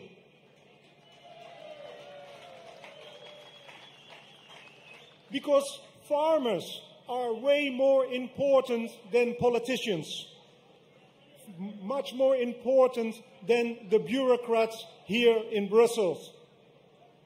We don't need Brussels bureaucrats, but we desperately need our farmers. No farmers, no food, no future. My final message to everyone: go vote. Go vote. We need all the EU critical voices to reverse what has been damaged the last 5 years. And don't decide based on what they promise you. Decide based what they have done for you over the last years. Vote for the parties that have proven to stand for our freedom. Vote for the parties that have proven to stand for our farmers. Thank you so much, and stay strong. Thank you, Mr. Ross. Thank you very much for your speech.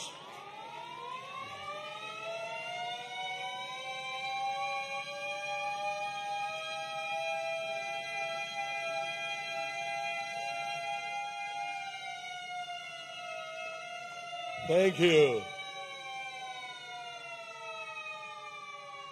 There you are. As Mr. Ross says, we will raise our voice and our noise next days with our vote, knowing which are the ones that really will defend us. Go and vote on these elections. Thank you very much. Okay, and the next point in our schedule is Romanian Association, APP. Yeah, more than welcome, guys.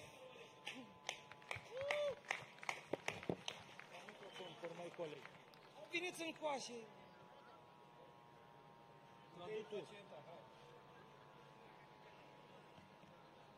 Adelin, vină și tradu, te rog frumos.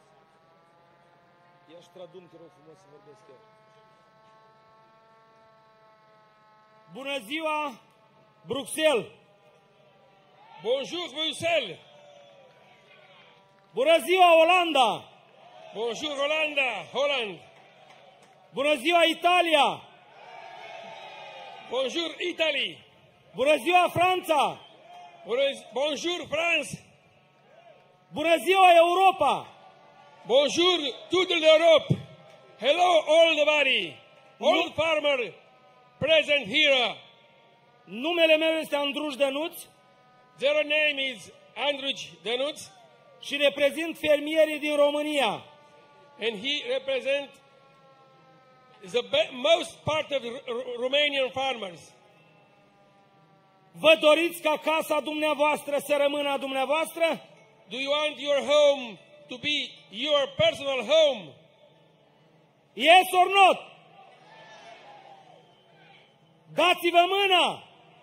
Give your hand all together. Europa este a europenilor. The Europe is to European people. Nu a Ursula von der Leyen. Not Ursula. Nu a Comisiei Europene. Not European Commission. Noi, popoarele Europei, we, all the people in Europe, all the farmers in Europe, avem soluții. We have solutions for everything, every problems. Agricultura, the agriculture, este fundamentul societății. Is the base of the society. Dacă dispar fermierii, if the farmers disappear, dispare viața. The life disappears. Să lăsăm ura, let's give up the hate. Să întindem mâna tuturor națiunilor. Give the hand all the nations in Europe. Și să spunem stop Green Deal. And to stop Green Deal. Stop Mercosur. Stop Mercosur. Stop Ursula. Stop Ursula. Pleacă acasă, lasă Europa liberă. Change your mind or go home. Vreau să-mi cresc copiii în țara mea. I want to grow up my children in my country. Vreau să trăiesc acolo unde m-am născut. I want to live in my own country where I was born. Pentru că sunt mândru că sunt român. Because I'm proud I'm Romanian. Sunt mândru că umblu în portul național. I'm proud that I'm close. I used to be in clothes, national clothes. Și sunt mândru că trăiesc în Europa. And I'm proud I'm living in Europe. Europa pentru europeni. The Europe for European people. Forever!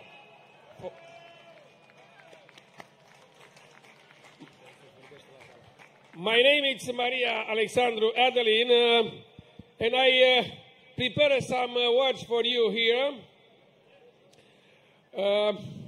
Romanian farmers enjoy all the Romanian, all the European farmers in January, and we stay with the tractors outside in the street with you and send a message to Brussels. They stay for all months demonstrating with tractors, combine trucks and another machine. After the protest ended at the beginning of February, other protests follow at the beginning of March on the occasion of Ursula von der Leyen coming to Bucharest on March 7. With the elections, European elections, every time there was protest in Romania, Romanian farmers drew attention to the massive grains import from Ukraine. That the fact that many of them remain illegal and fraudulent in Romania, generating the phenomenon of evasion and putting pressure on the grain market in Romania. You know, Romania is close of the Ukraine, of the world, in the neighborhood. Also, the farmers did not and do not agree with the establishment of Green Deal measure, and in the current context of the war of European Union borders, this system must be suspended, at least during the financial strain caused by the war. Attention should be drawn to the fact that the rules imposed of European farmers to comply with the reduced level of pesticides and chemical fertilizers do not exist in the other agricultural practices of countries outside of European Union from which grain comes to us. For this restriction, we receive some subsidies, but they are not covered whether cereal products from outside are allowed to enter the European market. In addition, the granting of these subsidies from the beginning of European Union at the same time as the imposition of its restriction in the grain production process are some rules, like a game that has its own rules and that the game partners must respect. The problem is that during this game, one of the partners are not noticed start to cheat in recent years, and this partner is not the farmer. This is European Commission, and we are playing a game for a lot of money and for our health. A game where the European farmers feel cheated. United European promoters would be sad to see that is happening now. Robert Schuman, Jean Monnet, Marga Klompe, Konrad Adenauer, Joseph Bich, Johan Bayer did not want a European Union with the current problems.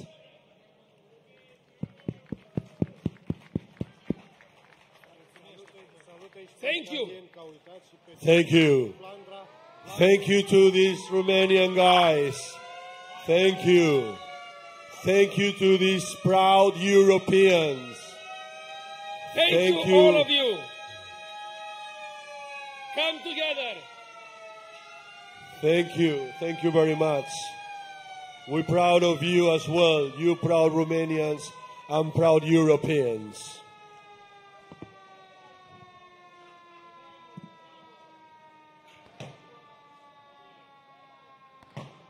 As the schedule we had for today, now will be the time of our special guest, which was invited not only to her email, but as well with a physical letter handed on to her team. This was Ursula von der Leyen, who obviously didn't show up. This has been the answer we have received from her. This is the reason why we did this gathering. As I mentioned before, to give everyone opportunity to express the ideas they have for the next years of ruling Europe. We have the ones who didn't answer, which was an answer, the ones who said no, and the ones who really came. The thing is, the time of Ursula needs to be fulfilled. So I'm going to take a few minutes to tell you a story we're going through in our country that is very much related with Mrs. von der Leyen. As we know, citizens of Europe, we have the next days all around the Union, the opportunity to vote the ones who will represent us in the Parliament. Then are the state members, the ones who decide which is the President of the European Commission, and then the commissioners themselves. But those, as far as I know, are not voted by us. It's similar to the Agenda 2030, so that the one nobody voted and nobody explained what was going about.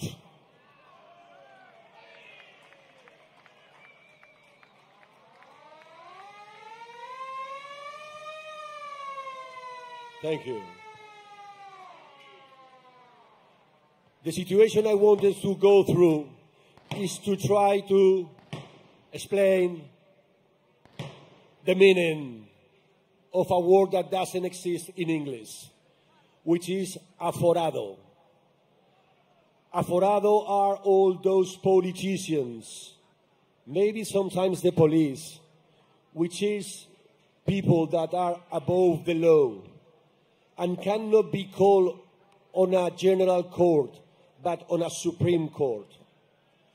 In the whole Europe, there's only 25 aforados. In Spain, in my country, there's 250,000 aforados.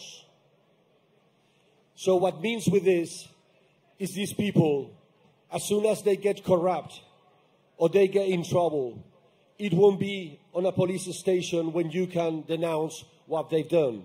You have to go on to the Supreme Court. In Spain, when in 1985 we joined the European Union and we signed the letter to join in, the Supreme Court of Spain of 20 members were 12 elected by judges, and the other 8 were elected by the legislative and executive powers. 15 days after signing this letter, an organic law in my country changed the system in which the members of the Supreme Court are elected. This means that the rule of law was broken in Spain because the executive power and the legislative power is going over the justice power. There's no separation of powers anymore, so they get impugned and they can do whatever they want on general basics. The same situation Hungary and Poland went through, and then the European Commission and the European Parliament frozen the funds for this country until they got sorted this rule of law situation. We've been denouncing it in Spain to the European Union, to the Parliament and the Commission several times. But the way this Commissioner, Ursula von der Leyen, is elected, she has the opportunity to give back light and truth and law to Spain, but she's looking aside and really doesn't want to face that problem. Again, as we just heard, next days, we can change that. We citizens can change that with our votes, with the truth we got from the science that lies on our hands. We can read a newspaper telling one news on one color and then read another newspaper which has the same news on a different color. And there's the confusion. But today, with the internet and the cellular phones on our hands, we can go directly to the news and see the images and understand and see where is the truth. Citizens of Europe, farmers of Europe, fighters of Europe, fight for the truth. Go and vote next days and then make Europe great again. Thank you very much.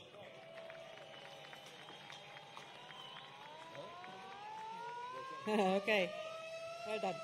So our next stage taker are Italians from Agricoltori, the biggest banner, Agricoltori Italiani from Italy.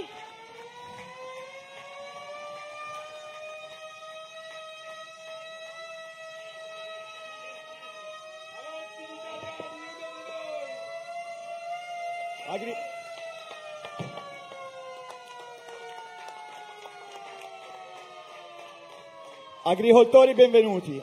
Un grazie a tutti per essere qui presenti, a tutti coloro che hanno contribuito alla realizzazione di questa manifestazione ed un grazie particolare ai ragazzi di Farm and Defense Force che ci hanno dato la fiducia per una grande collaborazione. Oggi siamo qui per difendere il nostro lavoro, ma non solo. Siamo qui per difendere quella passione che ci hanno trasmesso i nostri padri, i nostri nonni, quella passione che ci porta giorno dopo giorno a produrre cibo per tutte le nostre tavole. Noi agricoltori italiani vogliamo riportare il nostro lavoro al centro delle politiche nazionali ed europee. Farm to Fork, Green Deal, Nutri-Score sono 3 delle tante normative fatte su basi ambientaliste e animaliste senza conoscere davvero le realtà del nostro mondo. Fin troppo la comunità europea ha distrutto le nostre fattorie, riducendo gli agricoltori a piccoli schiavi e dipendenti delle grandi multinazionali. Ursula ed i suoi amici con belle cravatte hanno cercato in qualsiasi modo di renderci schiavi, ma noi non molliamo. Il prezzo dei nostri prodotti è la base dei progetti per le nostre aziende e per le nostre famiglie per continuare a vivere liberi ed orgogliosi della nostra bandiera. Mai nessuno potrà continuare a levarci i nostri terreni e farci chiudere per pure speculazioni. La prossima settimana si decide il futuro dell'Europa, convinti che fino ad oggi è stato in quei palazzi ha prodotto solo negatività per noi agricoltori, ma anche per tutta la popolazione. L'Europa ha conosciuto 2 grandi guerre e chi è riuscito a garantire cibo per tutta la popolazione? Chi ha sfamato le famiglie povere senza cibo? Non c'è agricoltore senza artigiano, non c'è ristoratore senza il consumatore e non ci saranno nemmeno più le grandi lobby senza potere economico del nostro popolo. Abbiamo il dovere di dare un segnale forte. Oggi qui riuniti con i nostri trattori insieme al popolo per il presente e per il futuro. Vogliamo una politica che non pensa alla giacca e cravatta, ma che abbia le mani sporche del nostro lavoro e del lavoro che dovrà fare il nostro futuro, per tornare tutti assieme a vivere dignitosamente ed alzarsi ogni mattino per andare al lavoro con il sorriso. Ci hanno incolpato di inquinare la nostra terra, i vostri cieli, le vostre città. Ci è stato detto di produrre di meno. È stata imposta una concorrenza sleale senza limiti. Ci è stato imposto di fare parte di un'Europa, ma quella sbagliata. Colei che dovrebbe garantire un giusto reddito a tutti gli Stati ed invece ci ha messo gli uni contro gli altri. Detto questo, vorrei anche aggiungere, ci stanno criticando anche in Italia le nostre associazioni di categoria, i nostri politici. Oggi qui ci sono i veri agricoltori, quelli che si sudano la vita, si sudano le proprie aziende. È solo grazie a noi se cambierà qualcosa in Italia e a quelle associazioni che ci stanno criticando in questo momento, mandatele a fanculo. Uniti si vince.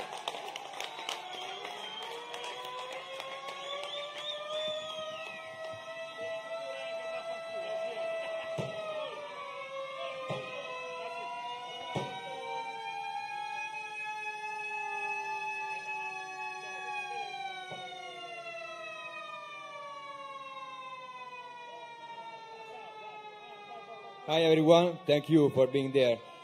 There was Salvatore Pais, the president of our association, and I'm Guido Marini, a president of the Lazio region, and I will translate the speech.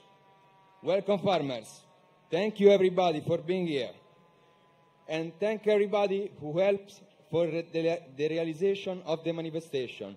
Thanks FDF guys who has trust in us for a big new collaboration. We are here today to defend our work, but not only for this. We are here to defend the passion for work that our parents and grandparents gave us, the passion that make us producing meal for a lot of people. We, agricoltori italiani, want to bring back our work in the center of Italian and the European politics. Farm to Fork, Green Deal, Nutri-Score are only 3 of many regulations made on ecologist and animal activist basis without knowing anything about our work and the world. European community wants to destroy our farm for too long. They want us to be little slaves. and dependent on multinational companies. Ursula and her colleagues with beautiful ties are trying in every way to make us slaves. But we don't give up. The right price of our products is the base for the development of our farms and our families, and is necessary to continue living free and proud of our flag. No one else can continue talking of our fields. No one else can continue taking off our fields and shut us down for speculation. Next week, we have to vote to choose the future of Europe. Also, if we don't believe in people who are in great European buildings and makes wrong decisions for farmers and all the population still today. There were two wars in Europe, and who was producing milk for everybody? Who feeds all families, poor people, without a meal? There is no agriculture without farmers.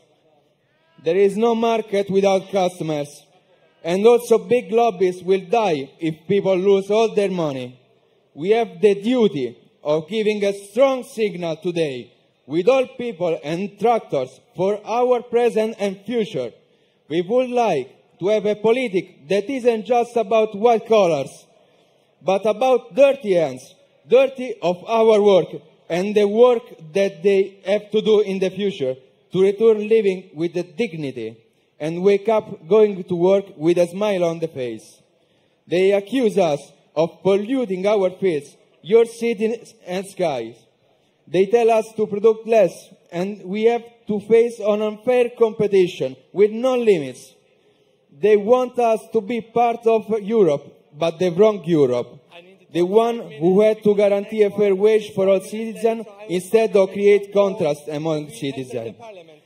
And then we are here without every syndicate, without politics, because we are not helped by anyone. There are only Italian farmers, no else. European farmers contrast. European farmers, only together we can win and change our destiny. Together we can win. Thank you. Thank you. Thank you very much. Agricoltori italiani. Grazie, grazie, bravo, bravissimo. Bravissimo questi ragazzi italiani. These young guys from Italy fighting themselves, having come here several times with the tractors, facing the police, facing the beating of the police and the penalties they get in. Enormous, great guys. Thank you very much. Forza Italia, uno di noi. Now we have Jos Ubers again. Hey, dear friends, we have a few more speakers, but it's getting a little bit dull, I think. So I have a question. After the protest, after the last speaker, should we drive to the parliament with all the tractors, yes or no? So it's a deal. Thank you, Rose. And now Lola, okay? Yes.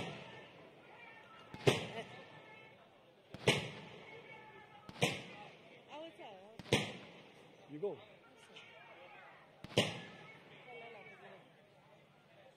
And now we have a speaker from Spain, Lola Gomez from Plataforma 6, great warrior of Spanish agriculture. Lola, stage is yours. Buenas tardes. She's going to talk in Spanish, so I will try to translate. Good afternoon. Buenas tardes, Bélgica. Buenas tardes, colegas. Good afternoon, Belgium. Good afternoon, colleagues. Buenas tardes, España. Good afternoon, Spain.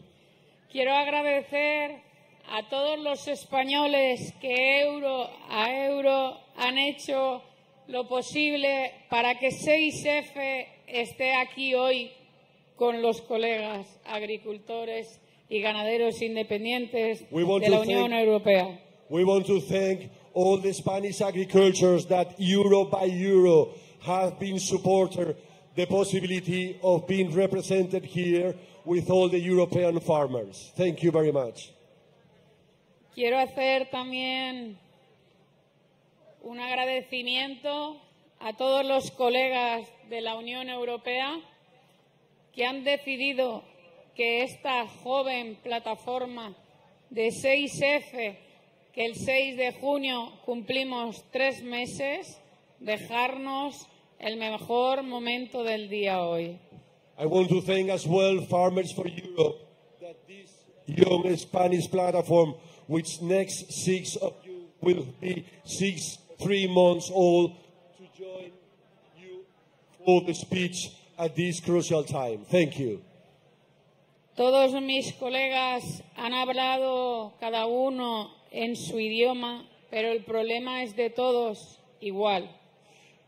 Each colleague have spoken on its own language about its own problem, but we realizing that each one problem are similar to each one of us. Todos estamos de acuerdo en que hay que derogar definitivamente esa maldita ley del Green Deal. We all agree that we have to derogate this dreadful law of the Green Deal. Venimos a exigirles que cumplan la ley de preferencia comunitaria. We came to denounce to the Parliament to really do the preference law to the community member states.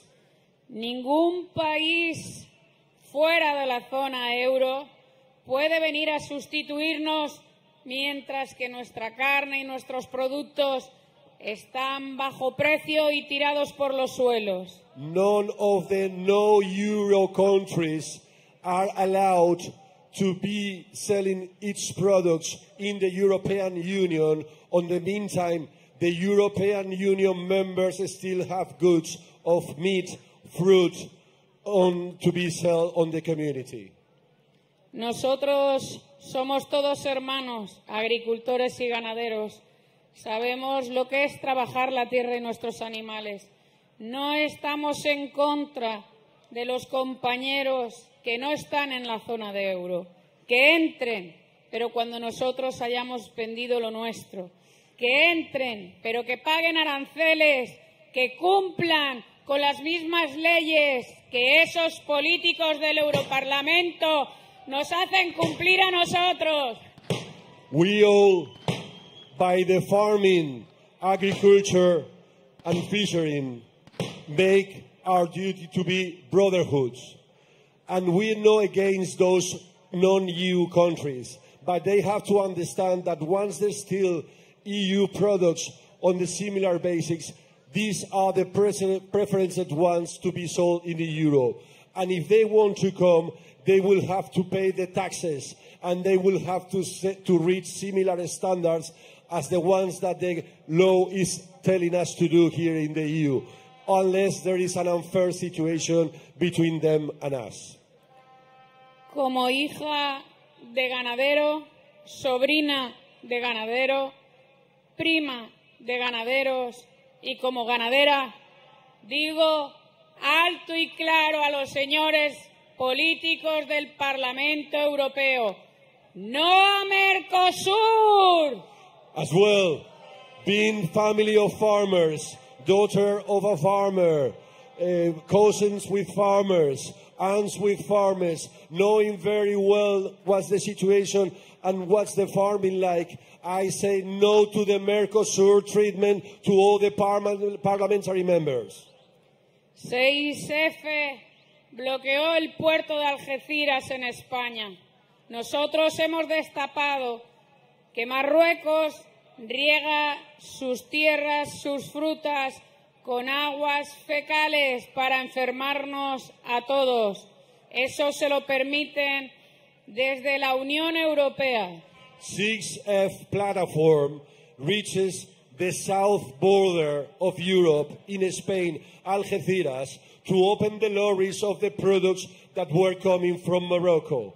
It's not that we throw the products away, but we took it to the laboratories and we find out how those strawberries were driven with fecal waters, which is something obviously not allowed, that at the end will cause disease on the market they are sold. Hoy Ursula von der Leyen tenía que haber estado aquí y hablar antes que yo.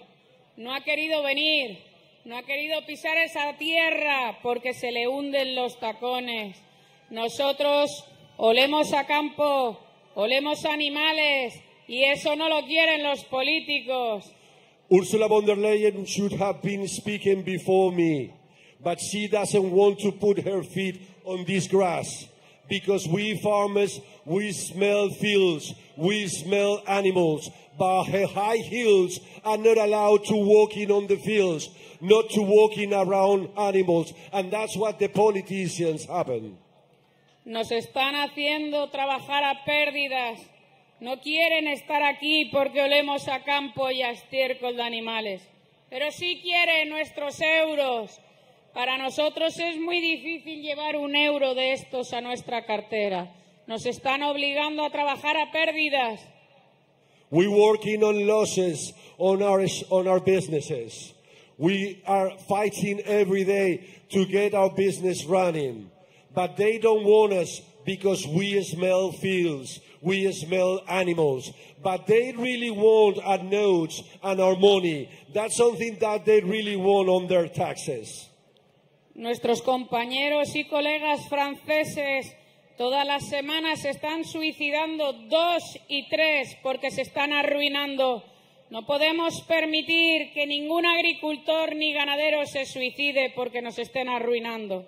There are very dramatic situations, fellow farmers. We got news on how in France each day 2 French farmers commit suicides because of the situation of the businesses, and this is something that us or nobody should allow. Colegas, no sobramos los agricultores y ganaderos de la Unión Europea, sobran los políticos de la Unión Europea. We all know, fellow colleagues, there's no enough farmers on the EU. The thing is, there are far too much politicians in the EU. That's the real problem. Not the farmers, but the politicians. A mí, en España, se me conoce por Lola Guzmán, mi apellido es un apellido de guerreros. Se me conoce por esta gorra de camuflaje. Hoy me la voy a quitar y voy a rendir homenaje al hombre que más me ha querido en mi vida, mi padre, mi lucero, que me ha acompañado en esta lucha, en la defensa de agricultura y ganadería del campo. I'm known in Spain as Lola Guzmán, the lady from Spain, Valencia, that wears this camouflage hat. But today, to honor my father, my grandfather, which are the ones who teach me the farmer, I'm going to wear his helmet, his scarf, in order to honor him here in front of all of you. Esta gorra la llevó un niño en la posguerra de España. Esta gorra la llevó un niño que solo quiso estar con animales y ser pastor de 1000 ovejas. Mi padre hizo su patrimonio, crió 4 guisos y pagó su casa. Hoy en día no podemos vivir con 1000 ovejas, tenemos que trabajar para ellas. This cap was worn by a kid that after the Spanish War started to do farming and then reaches 1,000 heads of sheep. And then he developed a business to run with his daughters and his family. But nowadays, 1,000 sheep are not enough. And we have to work very tough, but not for our sheep, but for the politicians and the taxes that they are obliged us to pay. Estos políticos que nos están desgobernando y asfixiando en el Europarlamento están planeando Ursula von der Leyen, Macron y Sánchez de España una guerra en Europa. We have heard not only from Ursula von der Leyen, as well as his colleagues on the European Parliament, as well as the Prime Minister of Spain, Pedro Sánchez, warning us that might be a war in Europe.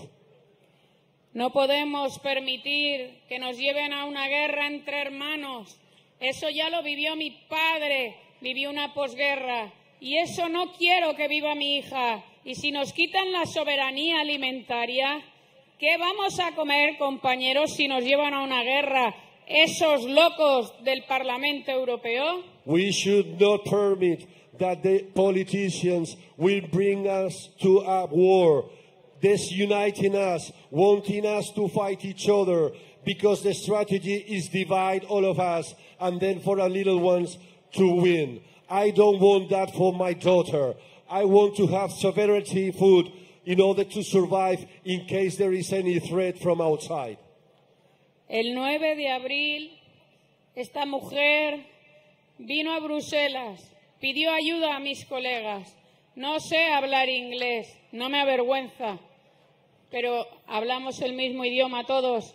Polonia, Italia, Alemania, Bélgica, 9 of April. Holanda, España, Grecia, todos hablamos el mismo idioma. Nos están asfixiando, nos llevan a la ruina. 9 of April, this lady came to Brussels, not ashamed of not knowing English. That doesn't stop me to travel here. And I found a bunch of Europeans from several countries, Ireland, Germany, Belgium, Romania, Bulgaria, France, Holland, that we all spoke the same language. We were able to understand each other because we have all similar problems. Colegas, es el momento nuestro ahora de ir para allá y coger las riendas de nuestro sector primario europeo. Somos nosotros los que llenamos los lineales y damos de comer a esos gandules del Europarlamento. Fellow colleagues, it's now the time for us to rule, because it is us who fulfill the shelves of the supermarkets, who fulfill the fridges of the citizens, who fulfill the storage rooms of all the Europeans. We have to vote and get control out of this situation.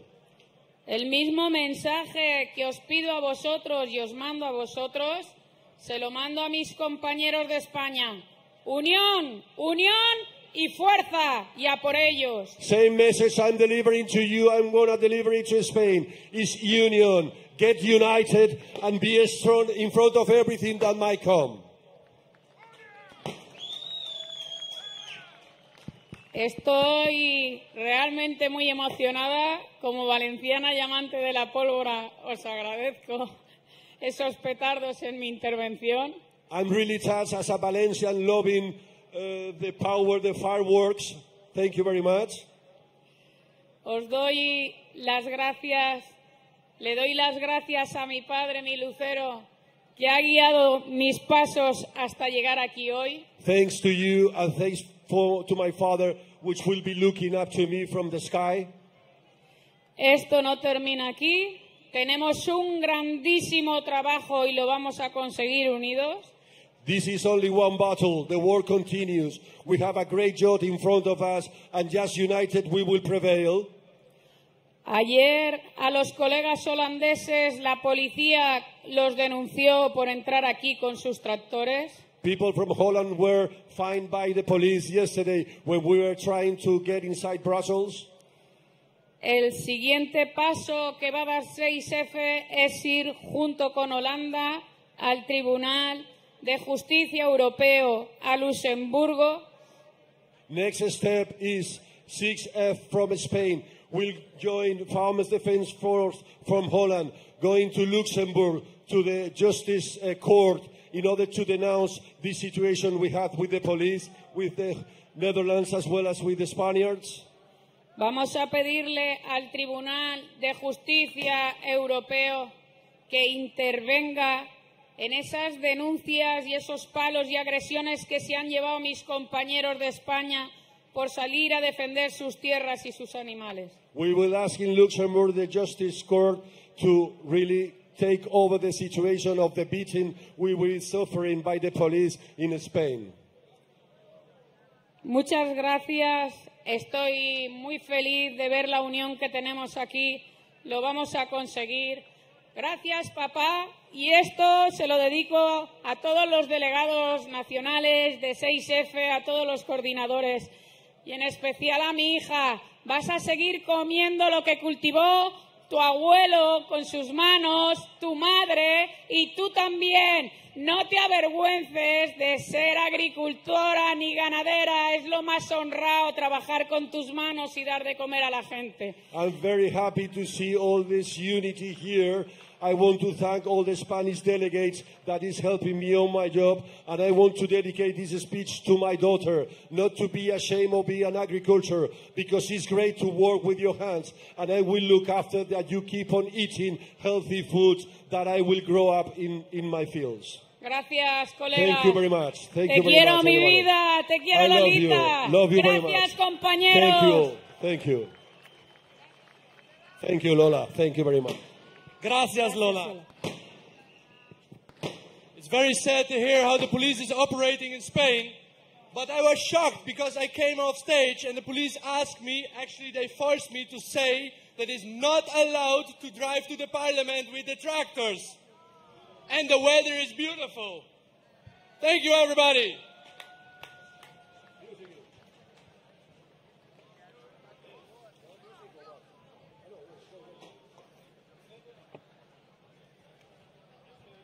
And the next on our stage is Gideon van Meyen from the Forum for Democracy from the Netherlands. Okay. Stage is yours. Here we are. Thank you. Please go ahead.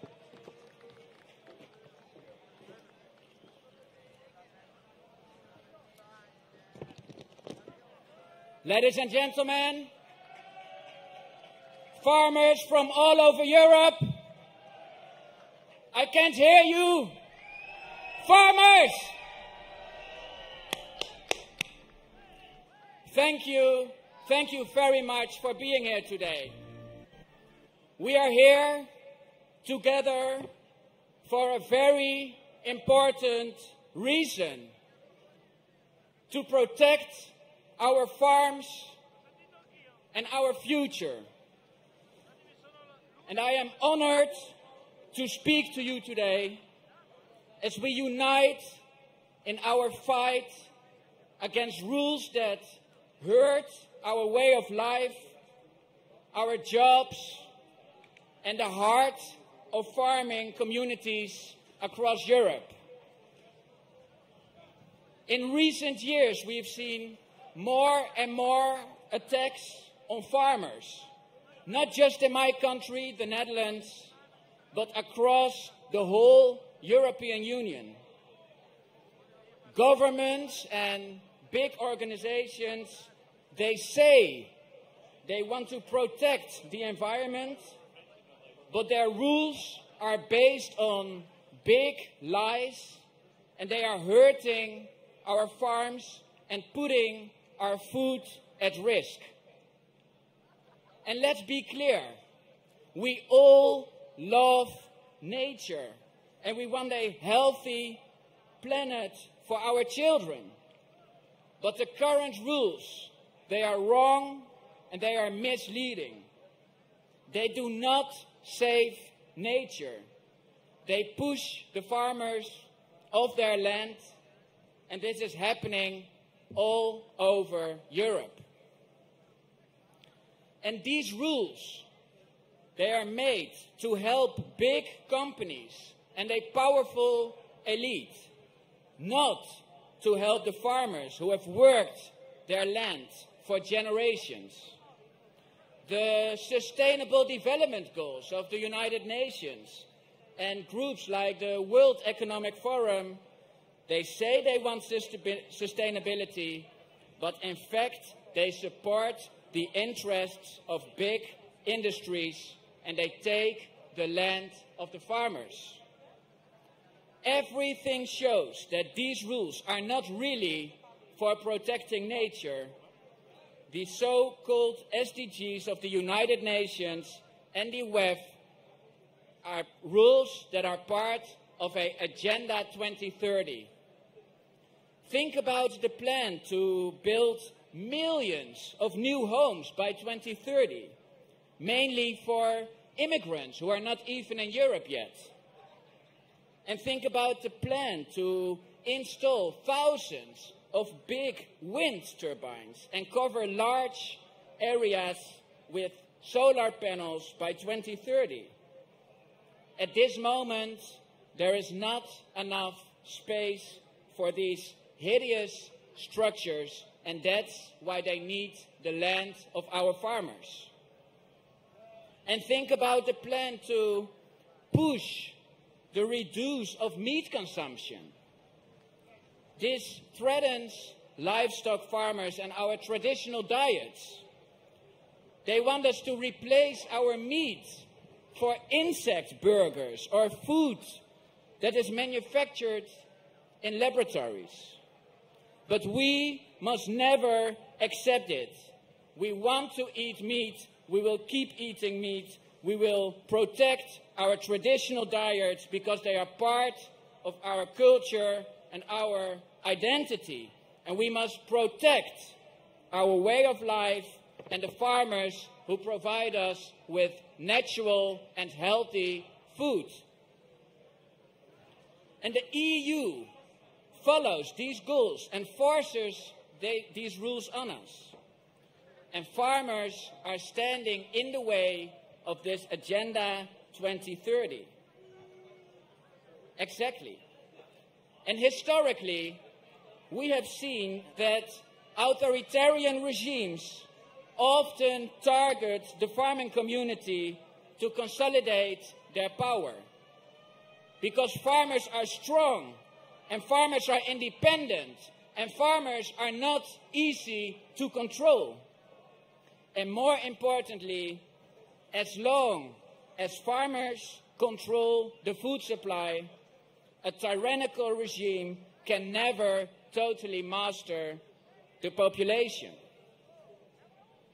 And the destruction of the farming community has always been an important means to suppress and control entire populations. And these EU rules, they are not just harmful, they are anti-democratic.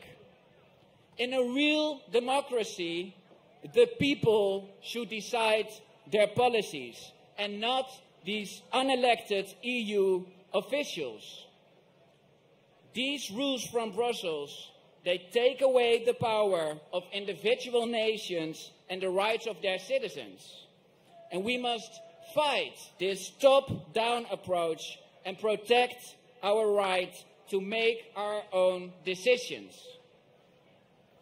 And the real solution is to support our farmers, to promote agriculture and to respect the natural cycles that have kept our ecosystems healthy for centuries. Farmers are the true caretakers of the land. We need rules that help them, not hurt them. And ladies and gentlemen, the stakes are high. Our farming heritage, our food security, and our rural communities are at risk.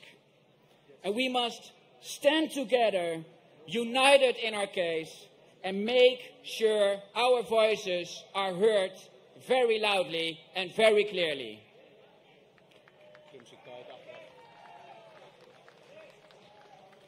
We need to expose the lies and the hidden agendas behind these rules.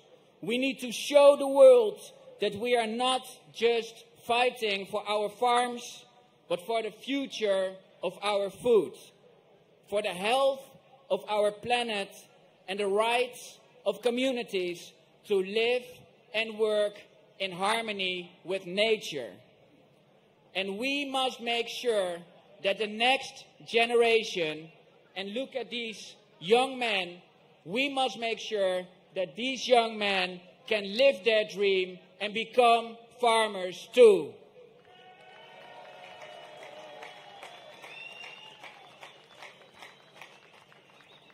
Thank you all. Thank you very much for your solidarity, because together we are strong and together we will win. Thank you very much. Thank you, Gideon. Thank you, Gideon. Thank you very much. Thank you. Thank you so much. Well, And, One last thing. I don't speak Dutch, but yesterday I learned the eine Hand was the eine Hand, meaning like, if you ask me for help, I will help you. And then later on, I know that you will help me too. That's the way we should be united. So let's go for that unity and let's help all each other. Thank you very much. All for one. All for one. Yes, and I'm so pleased to welcome on our stage. So pleased, yes. One more? Yeah! One more? No? Okay. So I'm so pleased now to welcome on our stage the German farmers from LSV Deutschland, the organization who are responsible for the biggest protest in the Germany. Big clap to the German Thank you friends, so, farmers. guys. Thank you. Thank you, guys.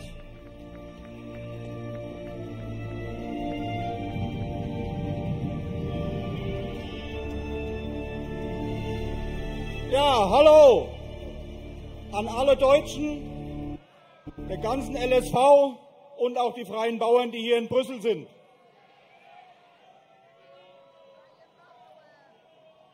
Wir sind heute aufgetreten hier, um in Brüssel gehört zu werden.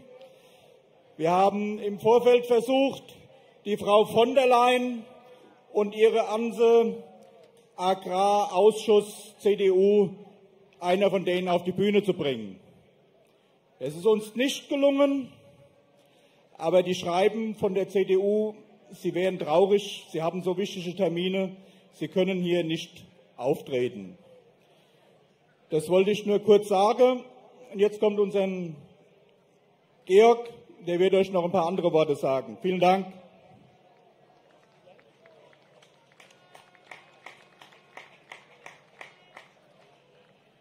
So the second German part, it's in English, because we are international farmers, and that's what we try to be in English. My name is Georg Stiegler. I'm farmer from Germany. I'm one of the co-founders from LSV in Saxony.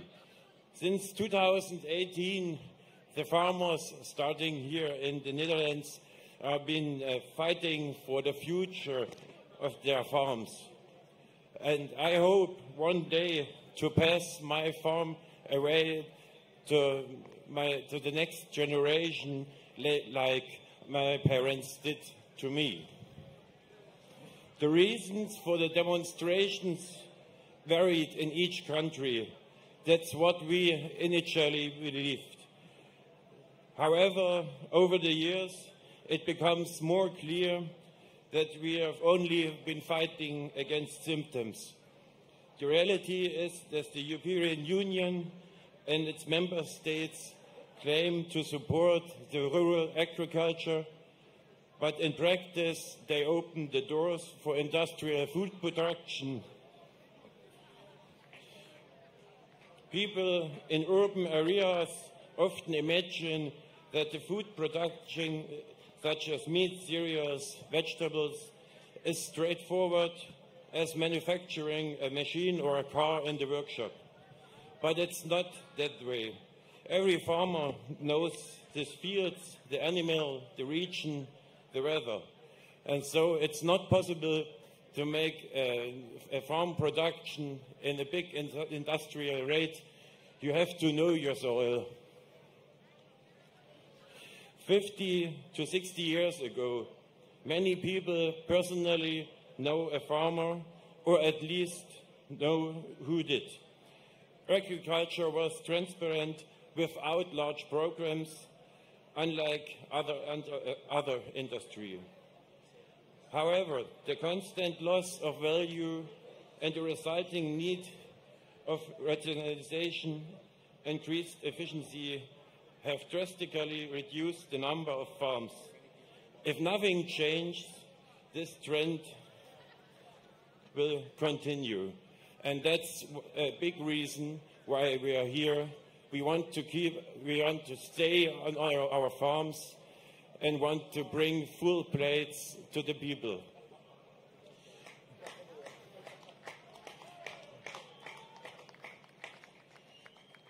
That's why we European farmers come here together in Brussels to say enough is enough.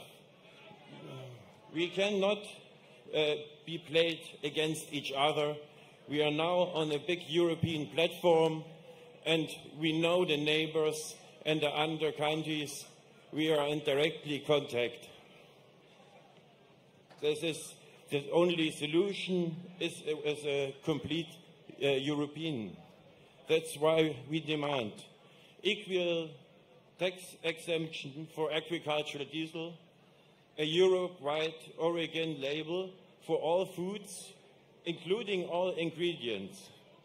And by the way, if the list fits not longer on the package, it raises questions about the sustainability and the healthiness from this product.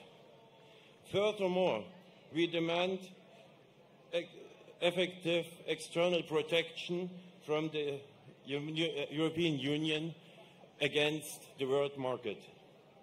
It's not in the interest of further generations to transport the food around the globe.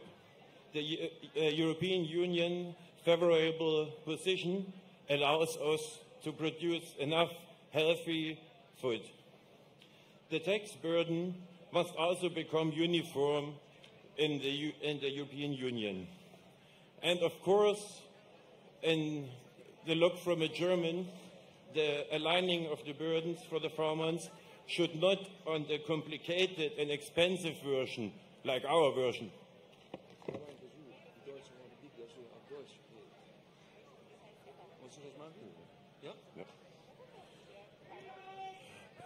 Es hieß gerade, das nochmal kurz als deutsche Zusammenfassung, würde ich gerne nochmal machen.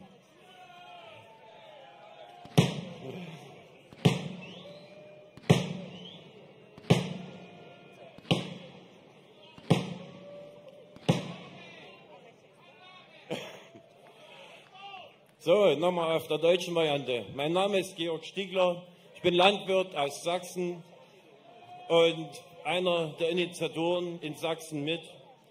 Seit 2019 ging ja hier in den Niederlanden direkt nebenan los, haben die Bauern erkannt, so kann es nicht weitergehen. Der Eingriff der EU, der Eingriff der Politik hat so nicht mehr stattzufinden. Und genauso wie meine Eltern unseren Hof, meinem Bruder und mir vermacht haben, hoffe ich unbedingt, diesen Hof weitergeben zu können.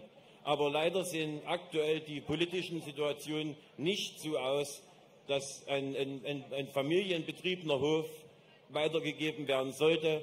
Der Trend geht immer größer, schneller weiter. Und das darf so nicht funktionieren.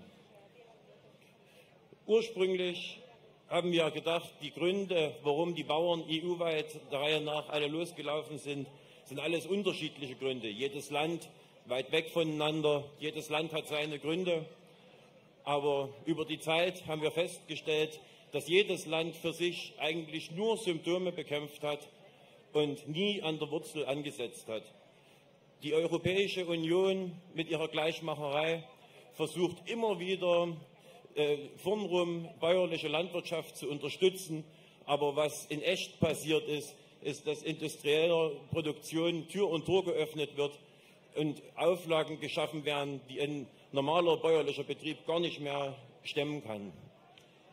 Ein großes Problem ist die Landwirtschaft, die Produktion wird von Leuten aus der Stadt so gesehen, dass man ein Stück Fleisch oder ein Getreide, Gemüse einfach so herstellen kann, wie in der Industriehalle ein Autoverband läuft oder eine Maschine.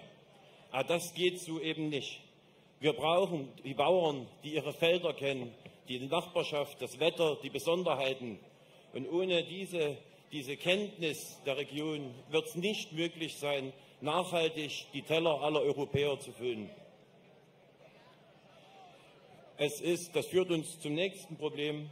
50, 60 Jahre zurück hat jeder oder viele einen Landwirt, einen Bauern gekannt oder zumindest einen gekannt, der einen kennt. Damit war die Landwirtschaft transparent und durchsichtig wie kein anderer Wirtschaftszweig das jemals gewesen war. Jeder konnte beim Stammtisch seinen Bauern fragen, du, was hast du da gemacht? Gab Antwort. Und das war eine Direkttransparenz, die ihresgleichen sucht. Das ist jetzt das Problem durch die Rationalisierung und Effizienzsteigerung. Es gibt Orte, je nachdem, wir bleiben jetzt in Deutschland, wo wir in Deutschland hingucken, ist das Gefälle der Anzahl Betriebe pro Ort gegen 0. Das ist ein Trend, da darf es so nicht weitergehen. Wir haben es die letzte Zeit gesehen, wenn Hochwasser ist, wer wird angerufen? Der Bauer. Der bringt einen Traktor, die Sandsäcke, zieht das Feuerwehrauto raus und ist immer für die Gemeinschaft da. Aber wen will man anrufen? Und wen will man anrufen, wenn die Verwaltung von dem Betrieb in irgendwo sitzt oder gar kein Betrieb mehr da ist? Es findet einfach keine regionale Wertschöpfung mehr statt. Und auch ein Riesenthema, die ganzen Pachten gehen sonst wohin und bleiben nicht mehr in der Region. Jeder Pächter, der die Pacht bekommt, bezahlt davon einen Dachdecker, einen Maler, einen Fliesenleger, alle Handwerker. Und wenn die Pacht weg ist, dann bleibt das Geld auch nicht mehr in der Region und der ländliche Raum stirbt.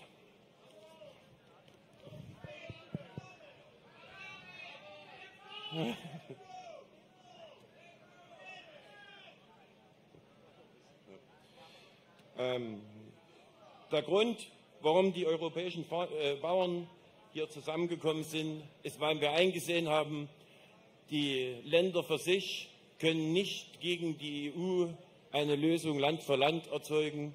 Es geht nur noch so, dass wir europäischen Landwirte an einen Strang ziehen. Und wir haben es gesehen, die Länder intern sind vernetzt und können innerhalb von Stunden Demonstrationen auf die Beine stellen. Und wir werden das sehen, so wie die Vernetzung hier stattgefunden hat, wird dies auch für die Zukunft möglich sein, dass dies aber europaweit funktioniert. Wir werden sehen, es sind Wahlen, wir hoffen das Beste, aber liebe EU, lasst euch sagen, wir sind schon da.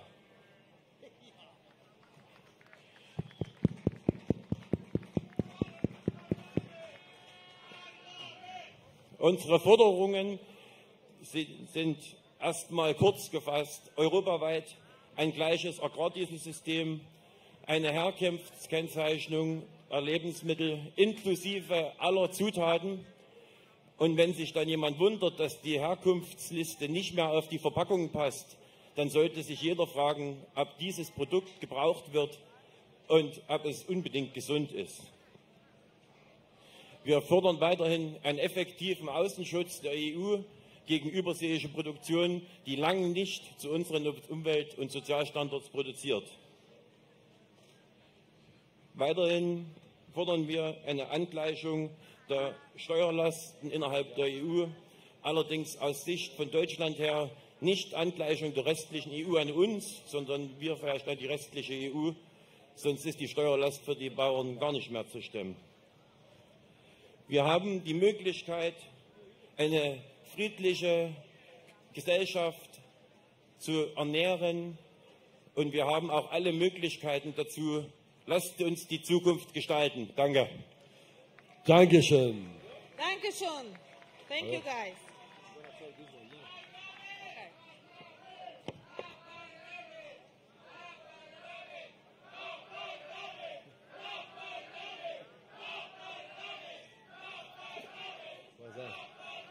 Unsere polnischen Kollegen. Polaka Rodenki. Wir sind hier, deutsche Bauern, um euch und uns zu zeigen, dass wir alle die gleiche Meinung haben. Ohne uns würde es schon längst viel mehr Verteilungskriege geben. Wir sind diejenigen, die überall in Europa alle satt machen.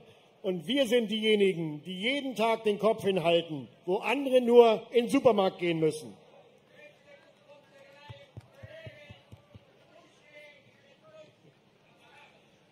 Wir sind die Macht in Europa. Wenn wir nicht wollen, bewegt sich kein Stein, kein Pkw und kein Lkw auf Europas Straßen. Wir müssen zusammenhalten. egal wo wir sind, ob wir in Spanien sind oder in Frankreich oder in Polen, wir sind die Bauern, wir haben die Macht. Und wir müssen den Leuten draußen zeigen, dass wir diejenigen sind, die einzig und allein für die Ernährung Europas zuständig sind und nicht Mercosur. Lasst uns die nächste Veranstaltung so gestalten, dass wir uns kurz schließen und Europa lahmlegen.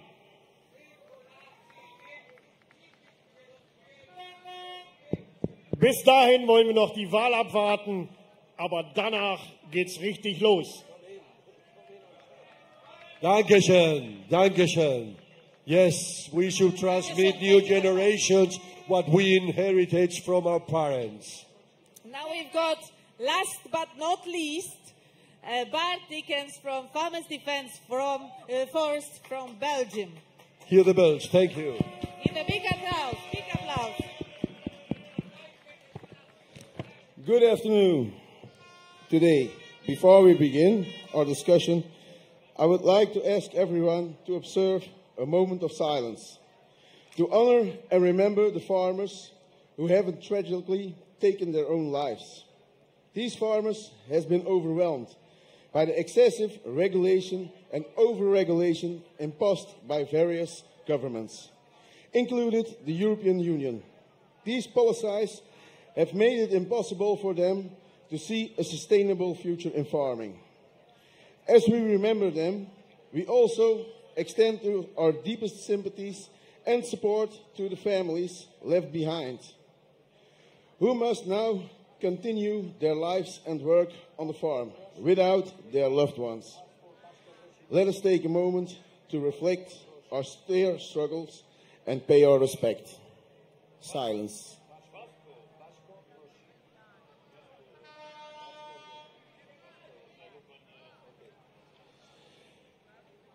Dank u voor de stilte.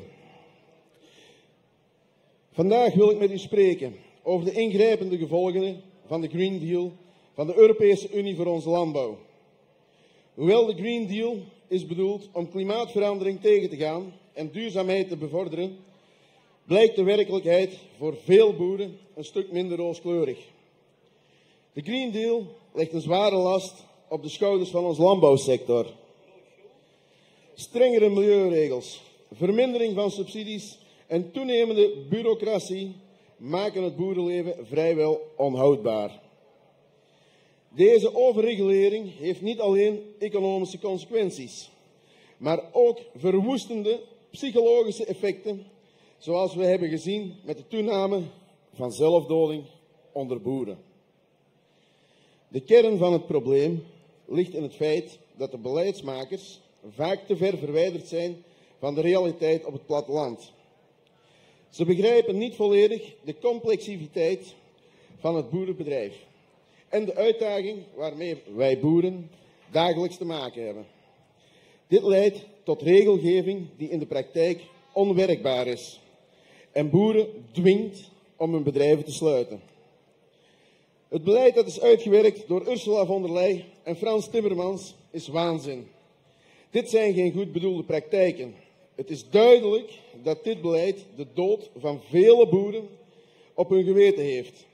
Een regelgeving, hoewel wellicht goed bedoeld op papier, negeert de realiteit van de landbouwpraktijken en de levens van degenen die ons voedsel processeren. Daarnaast is het Vlaamse stikstofakkoord, dat een bijzonder zwaar effect heeft op de Belgische boeren, dit akkoord uitgewerkt door N-VA en Zoehaldemier, lijkt een kabinet te hebben dat voor 80% bestaat uit natuurpunters. Mensen die niet liever doen dan de landbouw weg te krijgen. Het doel lijkt te zijn om de landbouw volledig weg te krijgen. Het akkoord, bedoeld om de stikstofuitstoot te verminderen, heeft geleid tot nog meer restricties en onzekerheden voor onze boeren. Velen voelen zich onder druk gezet en in de steek gelaten door een beleid dat te ver doorslaat in zijn ambitie om milieudoeleinden te halen. Zonder voldoende rekening te houden met de praktische haalbaarheid en de sociale impact. Een ander probleem dat dringend aandacht vereist, is het uitkeren van landbouwsubsidies aan natuurorganisaties. Deze organisaties worden overgesubsidieerd en kopen landbouwgrond op om deze vervolgens om te vormen tot natuurgebieden. Door middel van kaalkappen van bomen, verheiding en vernatting. Deze gronden met subsidie gekocht worden vervolgens ook nog eens met subsidies onderhouden. Dit moet stoppen. Boeren verliezen waardevolle landbouwgrond, terwijl natuurorganisaties profiteren van onevenredige financiële steun. De huidige politieke koers, die sterk wordt beïnvloed door het linkse beleid, legt een onevenredige druk op de landbouwsector. Het is duidelijk dat er een evenwicht moet worden gevonden tussen ecologische doelstellingen en het voortbestaan van onze landbouwgemeenschappen. We hebben een echt beleid nodig dat gebaseerd is op gezond boerenverstand. En dat boeren ondersteunt in plaats van hen te verlammen met verstrikkende regelgeving. Wij als landbouwers begrijpen de noodzaak van duurzaamheid en milieubeheer. Maar we moeten ook erkend worden als de hoeder van het land. Die met zorg en toewijding werken om voedsel te produceren voor onze gemeenschappen. De huidige trend van overregulering moet worden gestopt. Er moet een nieuwe balans gevonden worden die zowel het milieu als landbouw respecteert. Industrie wordt vaak voorgetrokken boven landbouw, terwijl de uitstoot van industrie ook een enorme impact heeft. Wij boeren hebben totaal niets tegen industrie, maar er moet een evenwicht zijn. De landbouw en industrie moeten op gelijke hoogte getrokken worden en behandeld worden om een duurzame toekomst te waarborgen. Het is duidelijk dat het huidige Europese, Vlaamse en Belgische beleid zeer zwaar gefaald heeft. De partijen verantwoordelijk zijn voor deze desastreuze koers moeten aftreden. We hebben behoefte aan een frisse wind. Een nieuw beleid dat de werkelijke noden van de landbouw begrijpt en ondersteunt. De huidige politieke elite heeft ons in de steek gelaten en het is tijd voor verandering. Het is tijd dat onze stemmen worden gehoord. In politieke arena, we moeten pleiten voor het beleid dat realistisch en uitvoerbaar is.